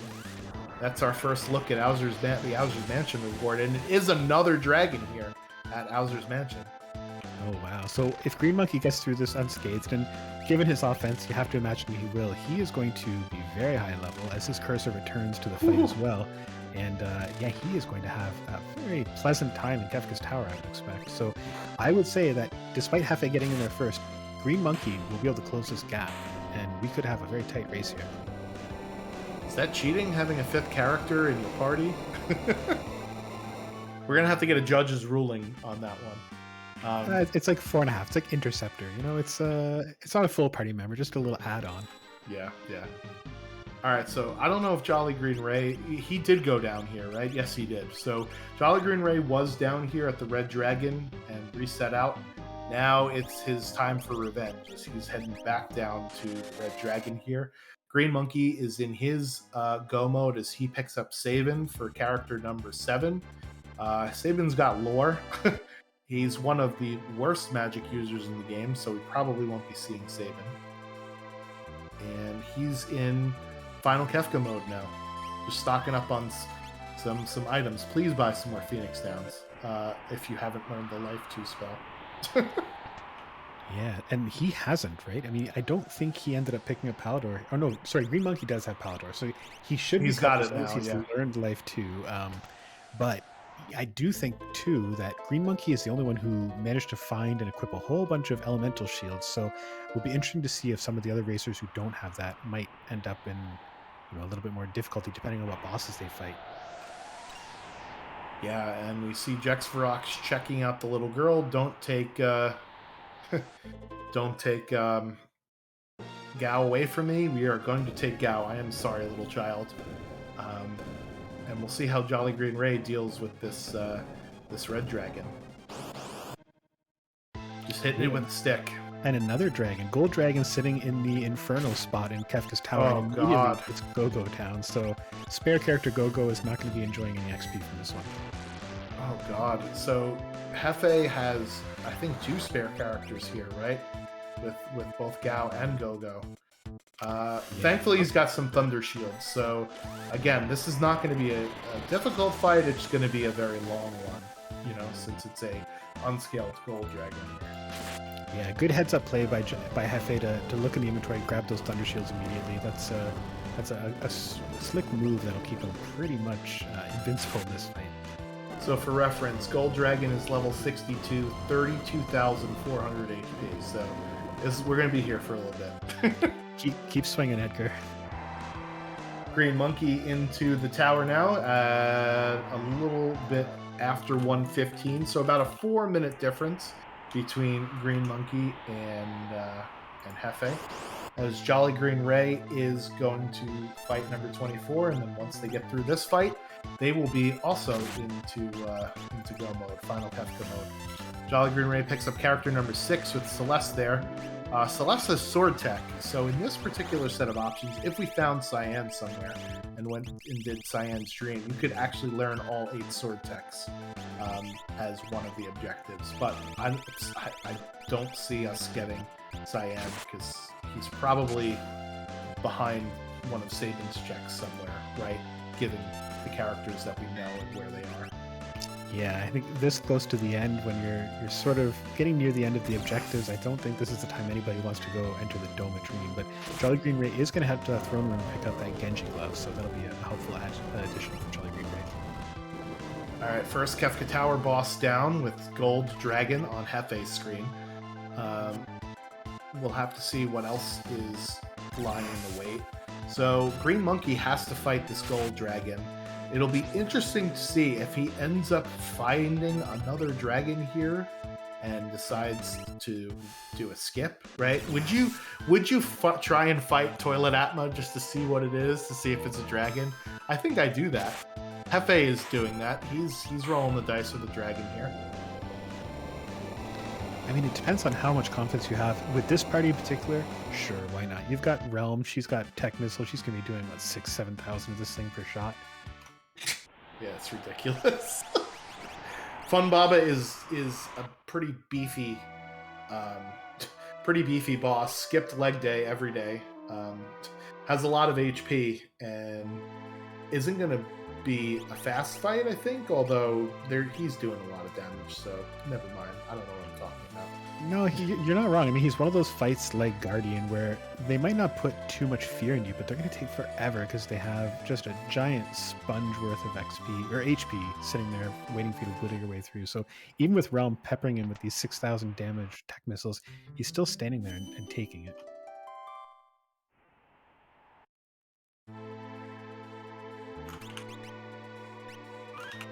Yeah, he does counter a lot of things with some bolt magic similar to Chatternook, but his magic attacks are not nearly as powerful as Chatternook's are. Jolly Green Ray digging in the monster ruin box, and it is some pugs. So with Always Steal, guess what? You just get 3 Minervas here. Look under your chair. This is This a is nice a great pickup for Jolly find. Green Ray.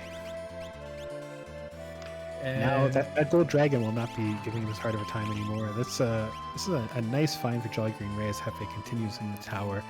We do see Jexrock heading into the tower as well at 118. yeah, so 3 minutes behind Green Monkey, who is 4 minutes behind Hefe. So we've got 3 of our runners all within fighting distance of one another. Jolly Green Ray here just decides to steal steal the clothing off the Pugs' back. And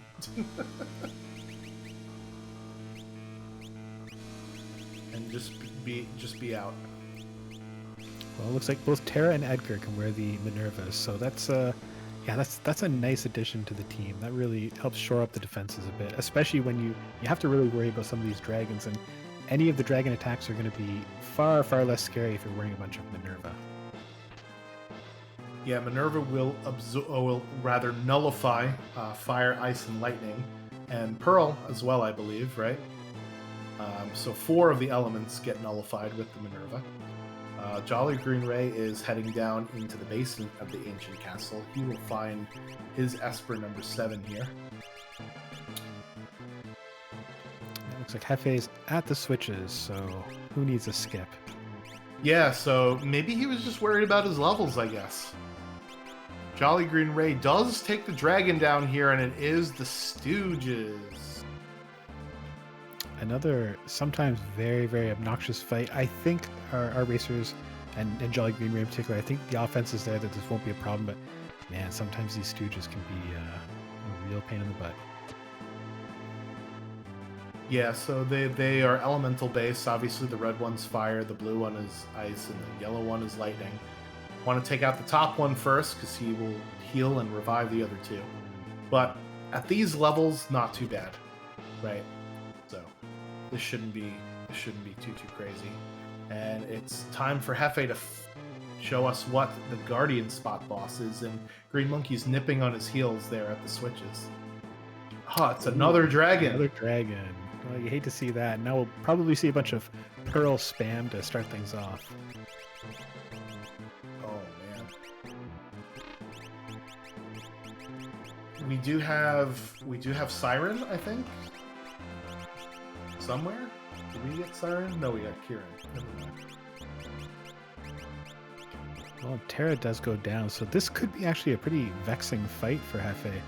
Again, this is really, you don't want to see these dragons. This Green Monkey runs into the same issue on his side. This is not what you want to see in these statue positions. This is where you really want to fight your leaders and your tunnel armors. Instead, you're getting white dragons unscaled. Ooh, it's a Valiant Knife from beating the 3 Stooges. So that's an interesting piece of tech that we don't have, right? I didn't see Valiant Knife anywhere. No, bunch of ammo weapons, but no Valiant Knife. So that's an interesting one to have and could be very useful in the end. Yeah, because we have offerings, right? We saw them for sale in a shop, and I think Jolly Green Ray is the only person that has the Valiant Knife here.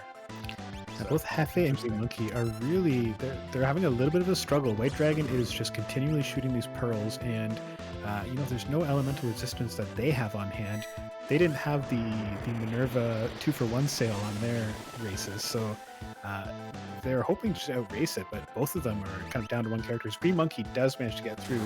Looks like Hefe is probably going to put it down as well. Very nicely done. Yeah, very dangerous part of the race for both of them, and they both have navigated their way through it. So, but a close call for sure. All right, so that is 3rd dragon for Green Monkey, correct? I think so. Let me see. Yeah, I think he's fought Skull, he's fought Gold, and he's fought... Actually, that might be his 4th. Right? No, that's his 4th. Yeah, Red, Gold, Skull, and now White. And then not a dragon at all, but the poltergeist, or as we all call him, the spicy chicken. Oh no. Get your emotes in chat if you got them. It's spicy time. Fortunately, again, given the elemental shields, Green Monkey should be just fine. I would expect Hefe will probably be okay too. I know the Thunder shields are floating around as well, so a lot of the things that Poltergeist will be throwing around shouldn't be hurting our Razors too much at this point. Although I say that as Locke almost goes down to a Merton. Which Green Monkey immediately takes off one of his 2 Atma weapons and puts on an Ice Shield, which is probably the right play there. Yeah, it's a vanilla Poltergeist, folks. So we'll see how our runners decide to get through this here. 82 HP and a dream for Locke. Wish he had his his Valiant Knife right about now. He very quickly decided not to swing 2 Atma weapons, but Poltergeist doesn't care about just using Merton. No, Poltergeist is going to cast Ultima, which is never something you want to see a boss casting against you. Wow, that is actually ridiculous. Alright, we do see fixed dice in Celeste's cell there for Jolly Green Ray.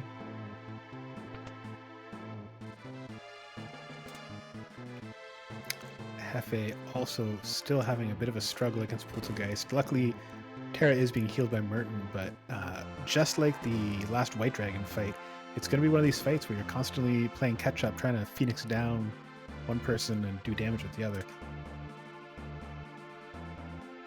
Yeah, I mean, at this point, if you're okay with your levels, you just sort of try and power through it, as Green Monkey is our first runner past our spicy chicken here. He takes over Hefe's spot, and I have to figure that's due to the levels that he got from fighting all of those dragons there. I think another big difference there, Green Monkey cashed in a lot of those Ice Shield chips that he bought in Thamasa or in Jador. So when he hit Jador, he picked up 10 Ice Shields, and I think he just broke 3 or 4 of them there. And that's just about the perfect tool for the job when you're fighting a Poltergeist. Yeah, even though Poltergeist is considered the fire chicken or the spicy chicken, not actually weak to ice, is weak to poison, but ice will certainly do the job, especially cracking an Ice Shield for a maximum damage tier 3 version of Ice 3. Oh yeah, cracking any shield that he's not going to absorb is perfect here. And I mean, at this point, what else are you really saving your Ice Shields for other than, well, I guess there's that fellow at the end, Kefka, as well as tier 2, you might want to be breaking them for the Tiger Mask, but you know, if it gets you through Poltergeist without having to spend some of those precious Phoenix Downs, then go for it. That's a fallen one from Poltergeist. Terra with 1 HP and Realm with 0.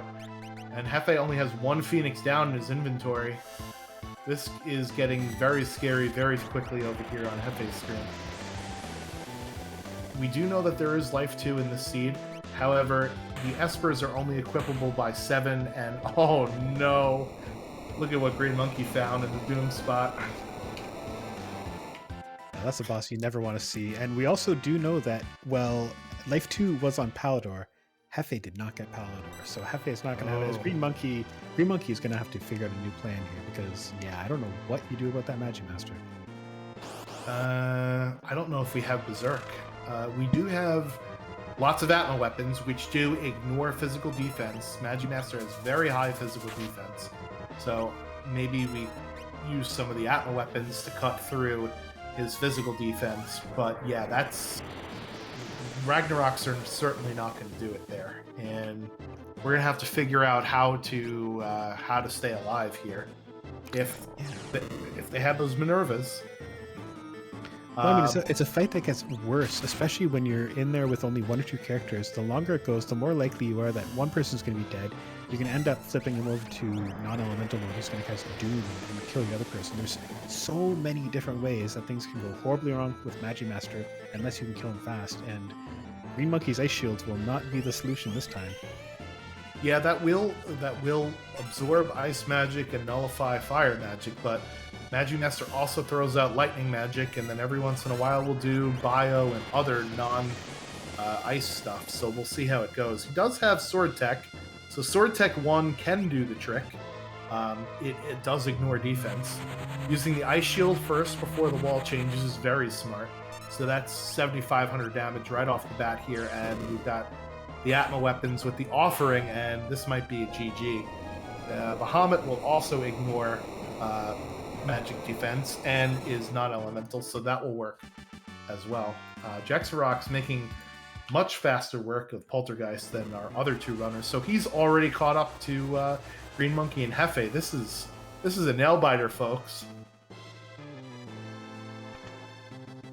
Another Magicite for Jolly Green Ray. That puts him at 8, and he does go grab the Aegis Shield there. Sorry, go ahead. Hefe now encountering the Magimaster wall himself. I wonder if this is going to be a fight where all of our runners are going to have to bounce off Magimaster once and then regroup and reconfigure their team to get through, as Green Monkey has done successfully and punches through on the second go.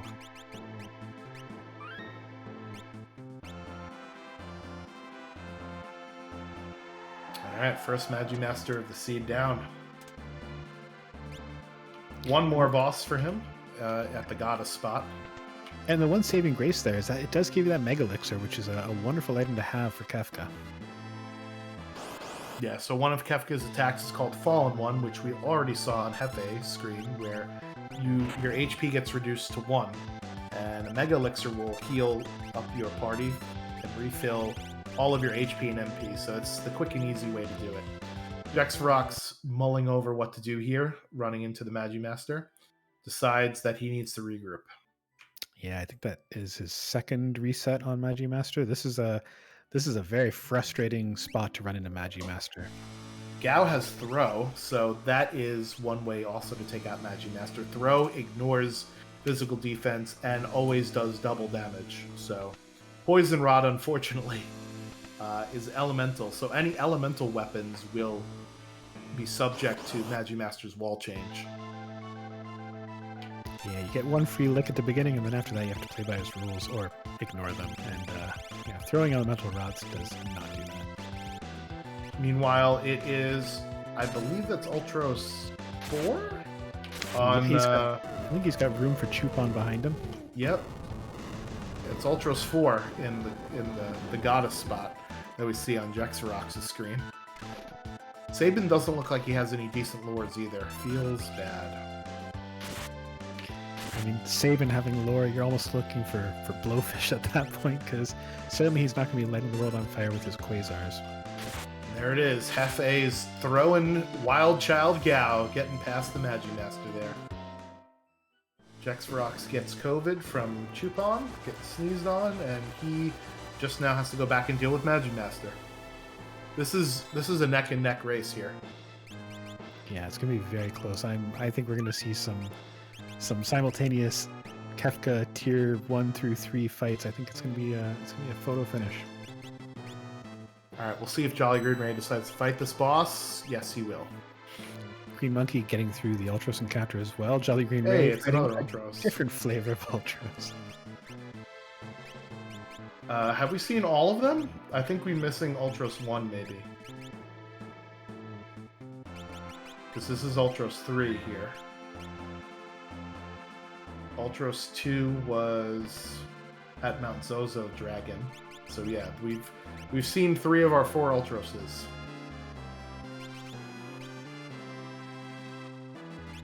And blink and you miss it. Jolly Green Ray already beat up Ultros 2. Ultros Yes. 3, rather, sorry. Some of the Ultroses are not too scary at this point, and Green Monkey is headed to Final Kefka. Alright, so he's at Final Kefka 1:31:30 or so. That was about a 16-minute Kefka's Tower. Not terrible, considering the bosses that we found in there. 2 unscaled dragons, a Magimaster, and a spicy chicken. Jeez. Yeah, pretty tough slog for Kefka's Tower. I think Hefe is going to finish it off too, and he's going to be at about a 21, 22-minute Kefka's Tower. So definitely not what you want to see. But, I mean, they got through. That's the important part. Yep, so it looks like Jexy is going for the Atma weapon strat here on Magimaster. So interesting thing to note, even though Magimaster has very high physical defense and very high physical evade, an offering will always hit, right? So if you're going to use offering with Atma weapon, they will always hit Magimaster. So I think that's what we're going to see here from Jexarox. Jolly Green Ray gets the good news that his 7th character is at Mobilis. Hefe 1:32:30, so there's about a 1 minute rather difference between the two of them. Yeah, and there I think is some of the additional experience and some of the gearing that Green Monkey was able to pick up that's really enabling him to have some quick turnaround fights. And I think we'll probably see that continue right through Final Kefka. Now he's leveraging the advantage of having that Magitech character by X-ferring the long arm and then, of course, just wailing on the other two. The danger here, he is spreading his attacks around, so he's got to be a little careful that he doesn't kill things in the wrong order because you do not want Face to die at last. That's very interesting. There was a landslide. I'm pretty sure that's supposed to be a quake in vanilla, but with elemental scaling, it turned into landslide there. That's right. I forgot this is scaled Final Kefka, so throw out everything I said. This is not going to be a very dangerous fight at all. I forgot that this is scaled Final Kefka. Our racers are going to carve through this tower like butter. Like the butter that was greased on Green Monkey earlier to get through those bumpers on the bridge in Zone Eater's Cave. Yeah, the problem is that things will be slightly unexpected. Like I said, I did one of these seeds, and I wiped to Final Kefka because he did Fallen One, and then I did my next attack, and then he immediately cast Meteor, which is usually only reserved for when you get under 10,000 HP. But since Kefka's HP was lower due to him being scaled, he cast it after I hit him once, and that was party wipe. So we'll see if there are any monkey wrenches, no pun intended, that are going to be thrown here, as Hefe is done with tier number 2. Jolly Green Ray gets character number 7. And Green Monkey is starting to cash in a couple more of those ice shields, which are, of course, doing quad 9s to the Tiger Face because he's weak to ice and doing devastating damage to everybody else. So Green Monkey probably will not be on tier 2 very long. His 10 hits already coming out, signifying the end of a couple more parts of this boss. Meanwhile, Jexferox is having some issues with Magimaster, our dear friend. And I use that term loosely. Very few bosses you want to see less in Kefka's Tower than Magimaster. Just a very, very challenging boss to run into, especially with a small party. And it looks like he's just leaving the place entirely at this point, regrouping and going with a full party. Yeah, so after like 2 or 3 times, instead of pounding your head against the wall, it's probably easier to do what Jex is doing here. The hard part is remembering exactly which party you need to send. Tier 3 for Green Monkey. That always throws me off with the switches. When you get the shortcut, I always put party 2 and party 3 in the wrong spots because I'm very smart. But yeah, Green Monkey should be able to blow through this part as well, especially with Tech Missile. One Tech Missile is probably all it's going to take to get rid of the little girl in the back there. So Jolly Green Ray is at the belt.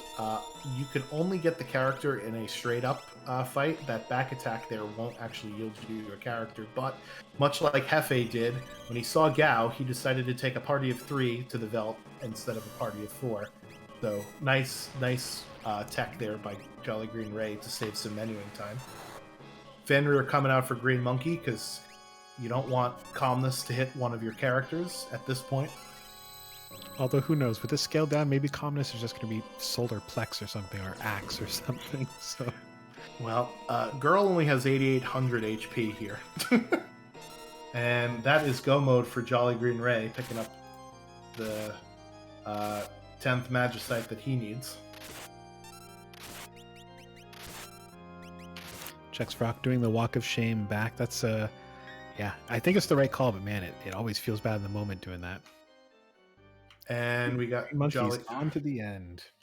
Jolly Green Ray is in now, 136.40, a bit behind. He had a lot of resets early on in this seed. He just ran into all of the bosses that you hate to see at the very beginning of the game first, whereas some of our other characters took some other fights that weren't those annoying bosses. So check order sometimes will matter here.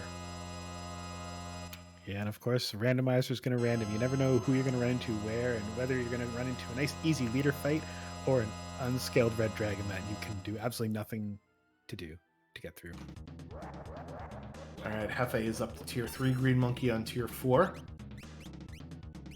We'll see what his strategy is here. Could Jolly Green Ray have been held back by his white menus? I know we had some comments earlier that there was some covers. Where was that a difference maker? We'll have to ask him in the end of game interview, perhaps. Yeah, I mean, if you like seeing red, then you'll be okay. But I don't know if the menu, you know, I don't know if the menu is the problem. Maybe he plays with sunglasses on. You know, he's He always might got be dark and green monkey cracked cow. two-shotting Kefka. That is a 137.42. Get your GGs in the chat for green monkey. Very nicely done. Yeah, I think he hit him with what, one tech missile and one round of Atma weapon, and that was all Kefka needed. That is our Nuff Jigglypuff. He is our winner in tonight's race.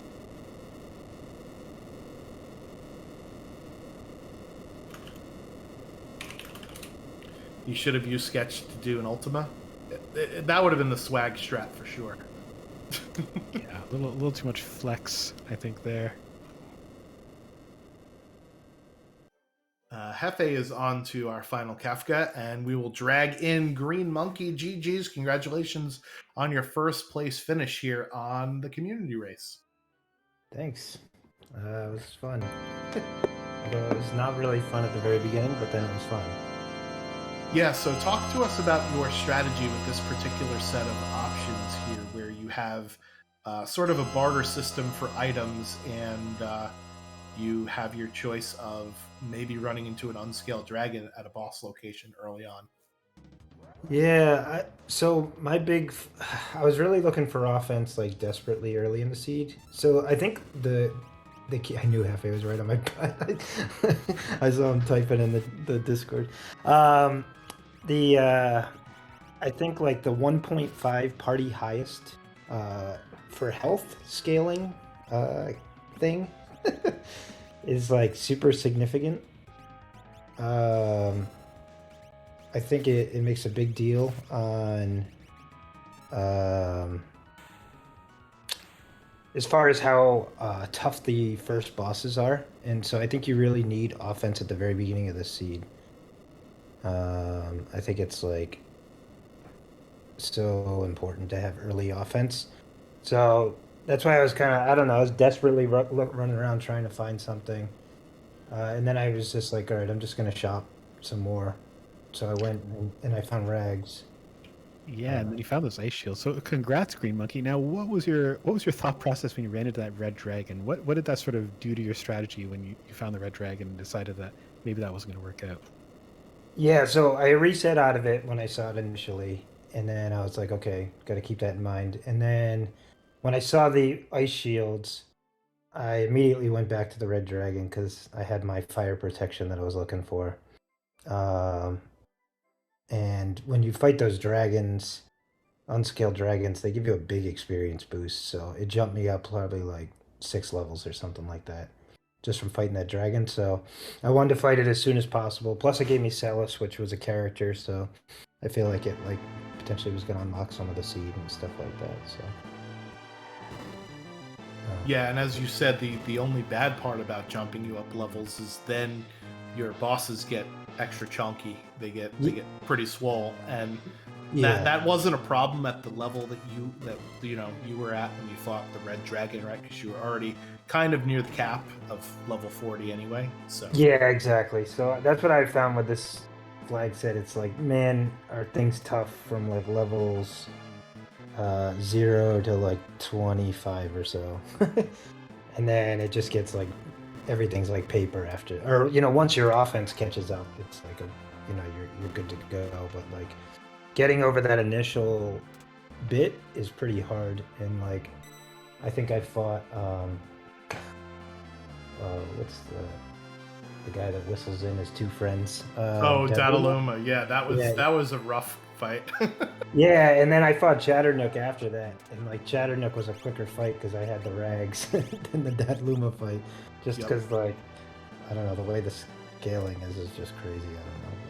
I don't know. So other than Kefka's tower bosses, I wanted to ask about the cursed shields. You saw that it was 26, and I think you started to break it, perhaps, because I saw a condemned counter on one of your characters at the beginning. Oh no, I did a cursed ring. Okay. I was hoping to get X Zone because just some way to like kill. Learn a spell. Yep. That okay? Never mind. I must have missed that. No, I sold that immediately. Well, I mean that's an interesting strategy, right? Because you know that espers are only going to give you 0, 1, or 2 spells, so you're not going to get a lot of magic. And X Zone is one of those spells that benefits you a lot, not only in grind fights but also on Final Kefka as well. So that's an interesting strategy to pull out. That's pretty cool. Yeah, I look for that sometimes when offense is at a premium anyway. But I don't know. It was weird. It was a weird start. It was a clunky start. I feel like if the start was easy, I think the whole thing would have gone a lot faster. But yeah, starting with sketch and health, right? Or sketch. Yeah, and, sketch, health, and sketch and steel. My first health was shadow, which we found like right away. But oh, that's right. Yeah. You definitely turned a big corner. We got the ice shields. Now, what were you thinking when you ran into that Magi Master? What were you sort of thinking in terms of how you approach that and get your way through that one?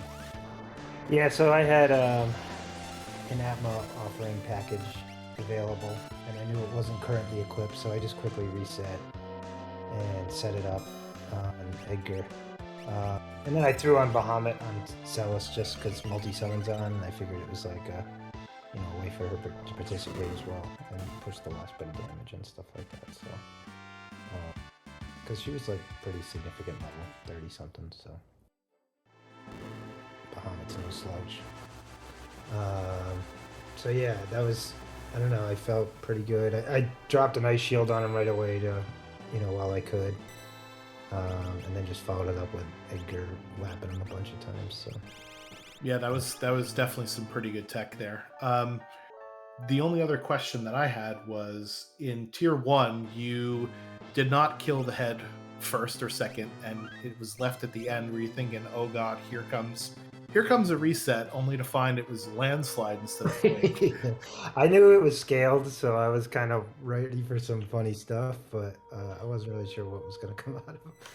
But yeah, I had a feeling that it would be at least a weaker Quake if it was a Quake or something like that, just with the scaled Final Kefka. But scaled Final Kefka is always a weird situation. So you were correct. Hefe actually went into the tower about 4 minutes ahead of you, but I think all of your levels, due to the fact that you beat up those 2 dragons beforehand, allowed you to get into Kefka 1 minute before him, and then obviously you ended up winning by 1.5 minutes. So I think the levels definitely had something to do with that there. Oh, nice. So. Yeah, it felt like I fought another dragon somewhere too. I think maybe Dirt Skull Dragon was somewhere, and then obviously it was, for whatever reason, Kefka's tower was just full of dragons. Gold dragon, white dragon, poltergeist might as well be a dragon. Yep, it was in Hauser's mansion. You were the only one that ran into the skull dragon there. Okay. For your final character. Yeah. So Double Down, you got any other questions? No, just congrats again. That was a really well run seed, and ran into some struggles and green monkeyed your way through them. Also, hats off to your maneuvering in the Zone Eater cave. I don't know how you get past those green guys, but you made it look easy. So congrats for that too. Thank you. Always feels good. Any other final thoughts before we let you go? No, I think we're good. All right, great. Congratulations on first place again, and we'll catch you on the next one. Sounds good. Thanks. All right. Bye-bye. And with that, we'll drag in our second place winner, Hefe. How are you? I'm doing well. How are y'all doing this evening? Hey. So, when you saw this seed and you saw the barter system and you saw some unscaled dragons, take us through your thought process of what your strategy was for this seed.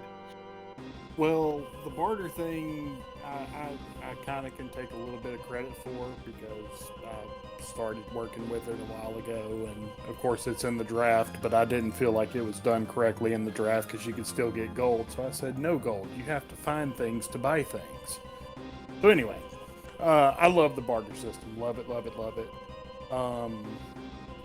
As far as the unscaled dragons, I'm a big fan unless they're blocking progression. Then we have big problems. or you just have to level up a bunch. Yeah, we But definitely I did didn't find see. any dragons. I was looking for them. Yeah, you were lucky. The dragons were definitely there. The dragons were walling people down in the ancient castle basement, but you went in a very different direction. So I'm curious, Hefe, what was the decision making behind taking the Leet River? I love the Leet River. Are you feeling okay, Hefe? Do you want to talk about anything? I'm feeling great. I mean, okay. With this, I had Ragnaroks. I would have preferred to have found an Esper or two first to where I could have ground some magic, but there is no magic, apparently, so that wouldn't have worked as it was. But I wanted some levels, and having Ragnaroks that early, I wasn't worried about what it did to HP scaling. I just wanted levels, and the way to get it was to go through the Leet River, and I had a Super Ball and a Go-Go, and scaling wasn't high yet, so even if it was, say, Magimaster, I could have probably gotten through it at the end of the river. Yeah, I mean, and it worked out well too. I mean, you didn't have to deal with too bad of a boss. I mean, running into piranhas at the end of the Leet River is not too bad, and it kind of set you on a different path than everybody else. So, I guess, I mean, from there you're in pretty good shape. And then talk to us about that Kefka's Tower. What happened when you start running into folks like Magimaster and things like that? How are you kind of dealing with that? Panic. Pure panic. No, I mean, I forgot that Final Kefka was scaled, so I wasn't feeling good about being in the tower anyway. And then running into the bosses that I'm running into, I'm just thinking, I used 3 Phoenix Downs on one fight and still didn't have my person alive to finish the battle. I had one more. I was like, I'm not going to use it. It just... Yeah, it was rough. And then I had Gal that thankfully had throw, and I actually had some things I could throw at Magimaster, so it didn't... Or not Oh, Gal. no. Was it Gal? Yeah. Jolly Green Ray just got 1-2 punch of Bio followed by Doom on the Magimaster fight. Ouch. Anyway, sorry, go ahead. But yeah, I mean, the bosses in the tower were not friendly. Yeah, so we saw you taking some dragons, which were actually just regular bosses at that point, to do some grinding up before you hit into Kefka's Tower. You felt, I guess, you were a little bit under-leveled for the tower. I did, because, I felt fine running a party of 4 with with Ragnaroks everywhere. But whenever you split that down into 1-2-1, I didn't feel so great about it. Yep.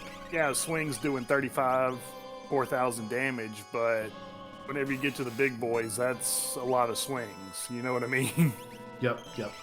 So Yeah, I just wanted a little insurance if I could get it. Yeah, that early Leet River play definitely set you up in terms of levels, because you were the first into the tower, the first to get your requirements.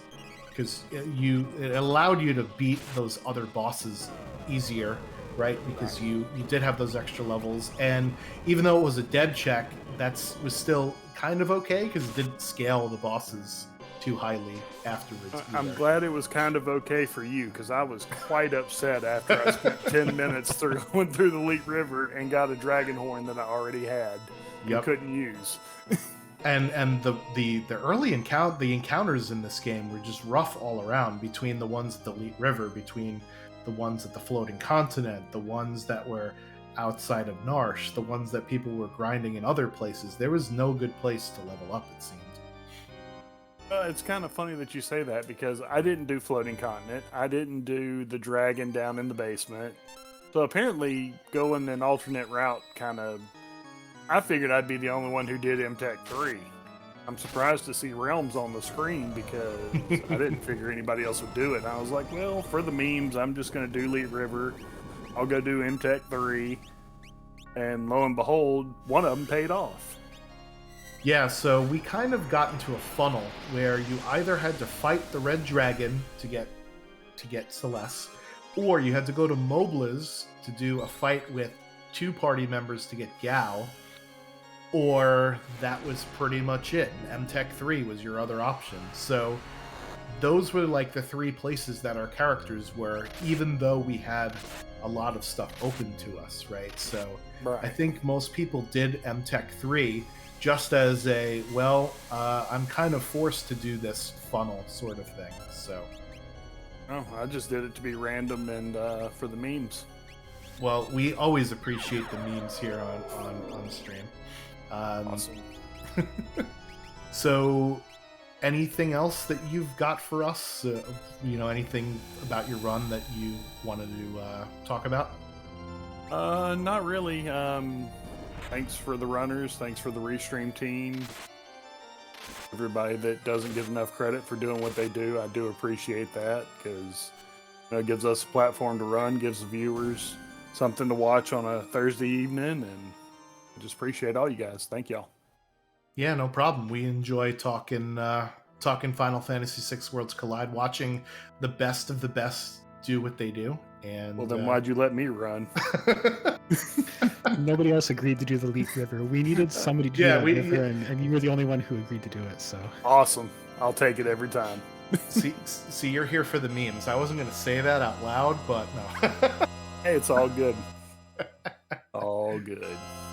Well, thanks for allowing us to feature you on stream, and we'll catch you on the next one. All right, y'all have a great night. Thank you. thanks, FA. GG. All right, so it's final Kefka time for Jex Ferox, and Jolly Green Ray took a grind fight to learn Berserk, the easy way to kill Magimaster. He doesn't hurt when he can't hit back. Yeah, poor Jolly Green Ray, as we've been talking to our racers, he's just been bouncing off that Magimaster several times. So yeah, it's a heads-up play, I think, to dig deep and learn Berserk there. So it's paid off. He immediately gets through Magimaster, but that feels bad. That is the vanilla speedrun strat for Magimaster if you're going for 100% anyway. Yeah, a little more scary in vanilla when he's also going to nick you with Ultima if you don't go to those lengths. Here, at least, we've tamed him a little bit, and we've broke him of that habit of nuking the entire party with Ultima at the end of his fight. Meanwhile, Jexrock, with 1 MP Bahamut cast that are doing quad 9s every time, is also making quick work of that Kefka. Brings him down at 154.58, it looks like. And yep, so get your GGs in chat for the mad scientist himself, Jexy, finishing actually in 4th place in overall, 3rd on stream. What was this time again? 150. I think it was about 154.58. All right, Brianna's got it. Never mind. Let's drag him in and let's talk to him. GG's, Jexy. How's it going? Gee. He's So that was rude at the very end. Yeah, Kefka's Tower bosses don't play. 2 unscaled dragons, a vanilla poltergeist, and a Magimaster. Congratulations. You see, the 2 dragons and Poultrygeist, no problems. I whipped them pretty good. Magi Master, he wasn't having it. He wanted nothing to do with my party. Yeah, so you actually went into Kefka's Tower 3 minutes behind Green Monkey, who is 4 minutes behind Hefe, and unfortunately you drew the short straw in terms of the party that you sent into Magimaster, and you decided to warp back out to reform. Is that something you usually do after 2 or 3 tries, or do you just say, well, listen, I know it's a little bit of a time loss, but I've got to do it? It came down to it. Magi Master just wasn't doing what I thought he was going to be doing, which I tried a few different strats. Tried giving Locke a little bit of elemental resist, along with to go with the Atma offering, and then I'm just like, all right, well, he's got Carbuncle equipped. Let's see if that helps a little bit. No, nothing. So there was no way I was going to be able to put out enough damage before he starts whipping me. So I decided to just warp out, reform the party, and just blast him to oblivion. Yeah, and then some escapades on the final Kefka fight as well. I saw your tier 2 almost took a little bit of a turn when you started getting muddled and turned around there as well. How'd you pull that one out? was a little annoyed about tier 2, and I realized I went into Kefka, Final Kefka. I'm like, I don't have mute. Well, this is gonna get interesting. Like I wasn't too worried because I had the elixirs, I had the X potions, I had a few backup Phoenix downs to get myself back up on my feet. I just wanted to make sure I took out the core group first, so I stopped getting smacked around for the most part.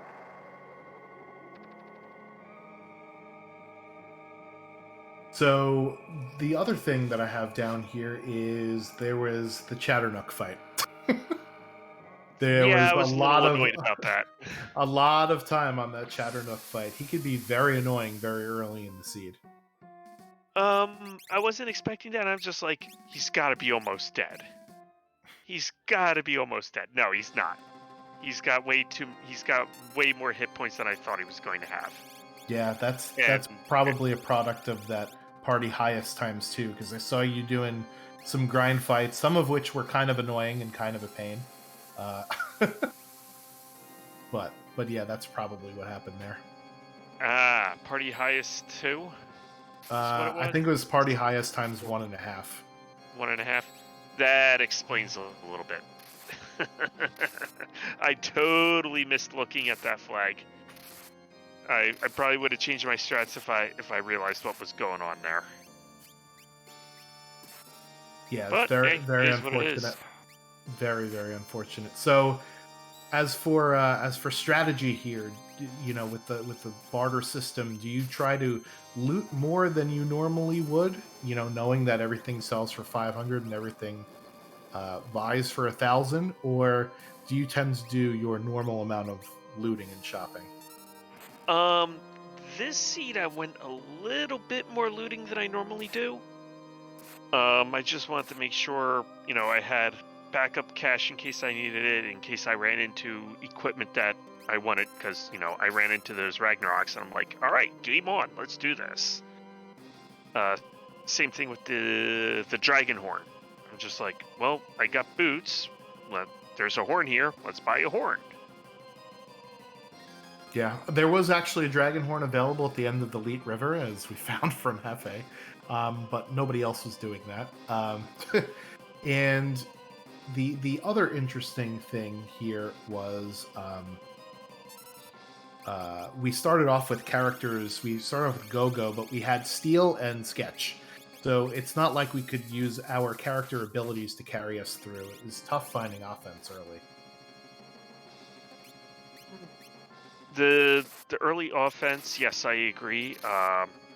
That's why I bought that Dragon Horn nice and early. It's just like, all right, I can jump with the Dragon Horn, have keep that Gold Lance on Edgar, and I'll at least have some damage output.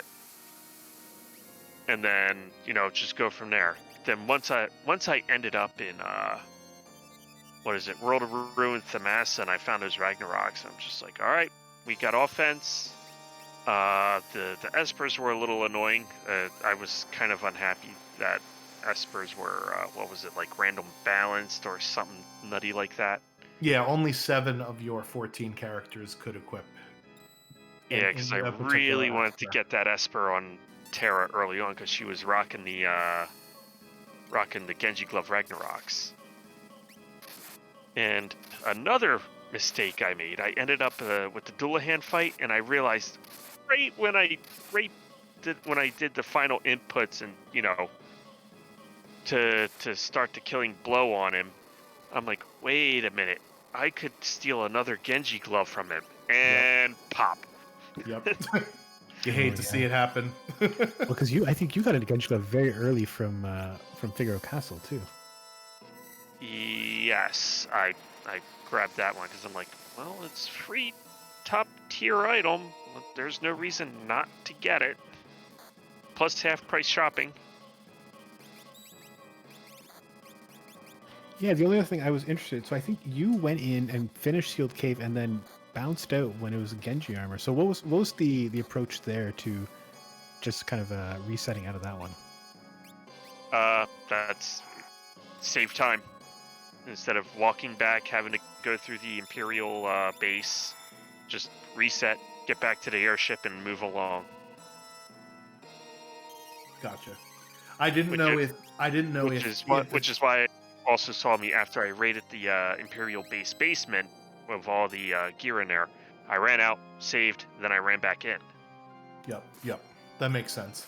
I just didn't know if the skip crossed your mind with the sealed cave ninja or not, right? Because you had to do 304 quests, one of which was setting the Zozo clock, one of which was saving Sid, and those two things you could do no matter what characters you sort of have. But the sealed cave ninja you need Terra for, and then the suplex the train you need to find the Phantom Train, and you need your Blitz user.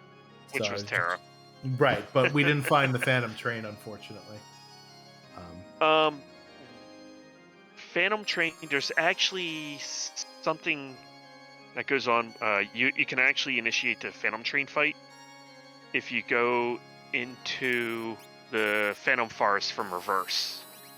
Instead of going in from the bottom, you go in from the top. I believe that takes you to the Phantom Train fight.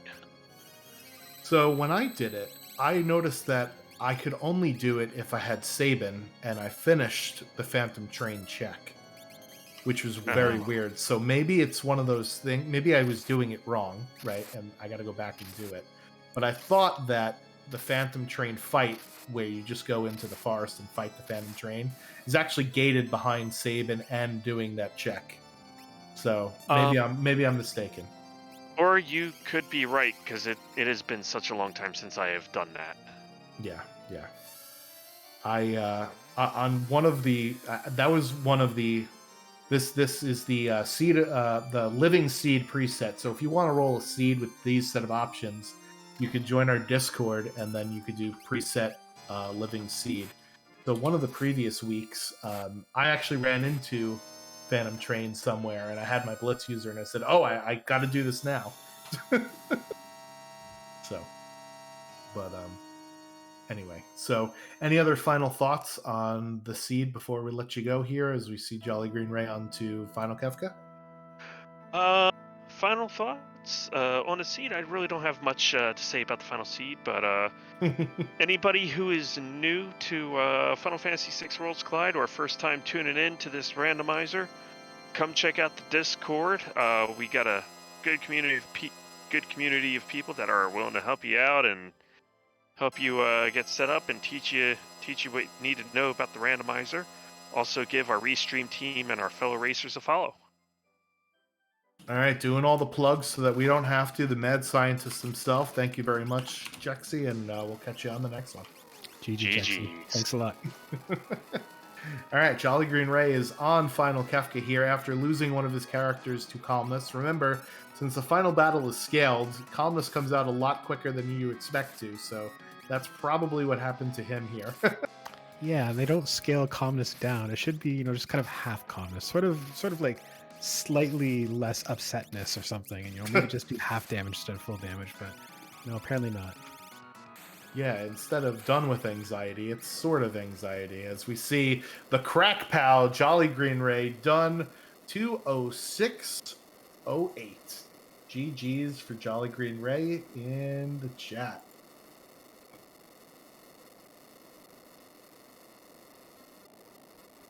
We'll see if he wants to come in for an interview.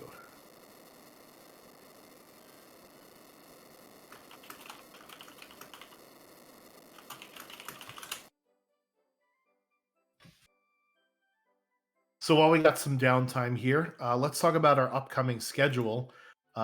We will perhaps have another restream on Saturday at 7 p.m. Eastern time. It will be another one of our community races. And definitely next Thursday at this same very time, well, not really, at 7:30 Eastern, is our Battle Royale tournament finals between Zelfer and Dr. DT. So that'll be very exciting to see. 7:30 on this channel at that time.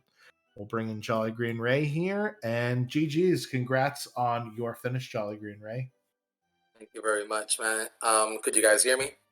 Yeah, we could hear you fine. So talk to us about your strategy for this particular set of options with, sort of a barter type system for looting and shopping, and some scaled dragons that could be mixed in with the bosses.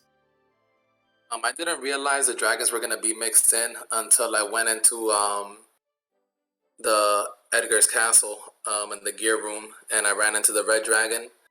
But as far as strategy, I did want to hit some shops early on, but I was just telling myself, I knew I was up against some good competition, so I really wanted to dive into some checks. And once I started doing some checks and realized that I was going to be pretty under leveled when I started fighting some bosses, I tried to go into some grind fights, and you guys saw the pain I was going through. I just kept on trucking through, trying to get something. I told myself, oh, I need levels. Let me just jump into Floating Continent. And from there, I don't really remember how I ended up. I think it was Thamasa. And that's when I found Ragnarok's. And that's when my run really jumped off. And of course, I had like 3 Atma weapons. And I was just kicking myself when I finally went to Narsh in the World of Balance and I picked up offerings. I'm like, oh my gosh, I know every other runner that I'm racing against has these offerings. They have all these ammo weapons. And I knew I was just trying to play catch up. And I started to feel good about my run until Magimaster, really held up the stop sign on me. I'm like, come on, Magimaster, just let me get one more turn off on you. I know you don't have that much HP.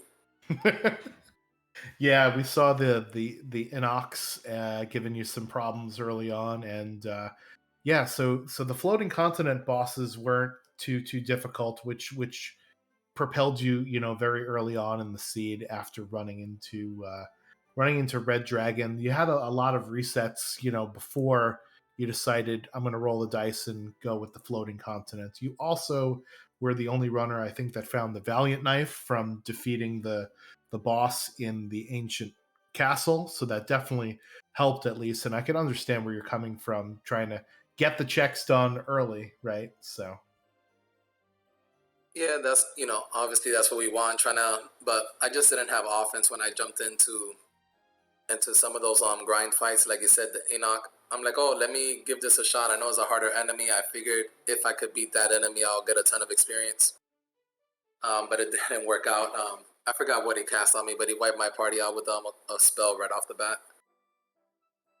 Yeah, it seemed like every runner at the beginning, when people are trying to do their grind fights, it was every single thing you could ever imagine from Kefka's Tower: the Scullions, the Inox, the high-end Magitech armor. So that was a pretty tough one. So I think you also picked up fixed dice at some point. What was your sort of approach going to Kefka's Tower in terms of how you were going to lay out your offense? Were you just kind of leaning on the Atma weapons at that point, or what was the sort of plan there? Not necessarily. I divided my party. I thought pretty good. I had Edgar with the double ammo weapon offering, Genji glove, so I knew he would have been okay. Then I had basically a solo party with Shadow and the offering V knife, and I figured Locke and Terra, could just team up and swing their Ragnaroks. But that was the party that ran into Magimaster.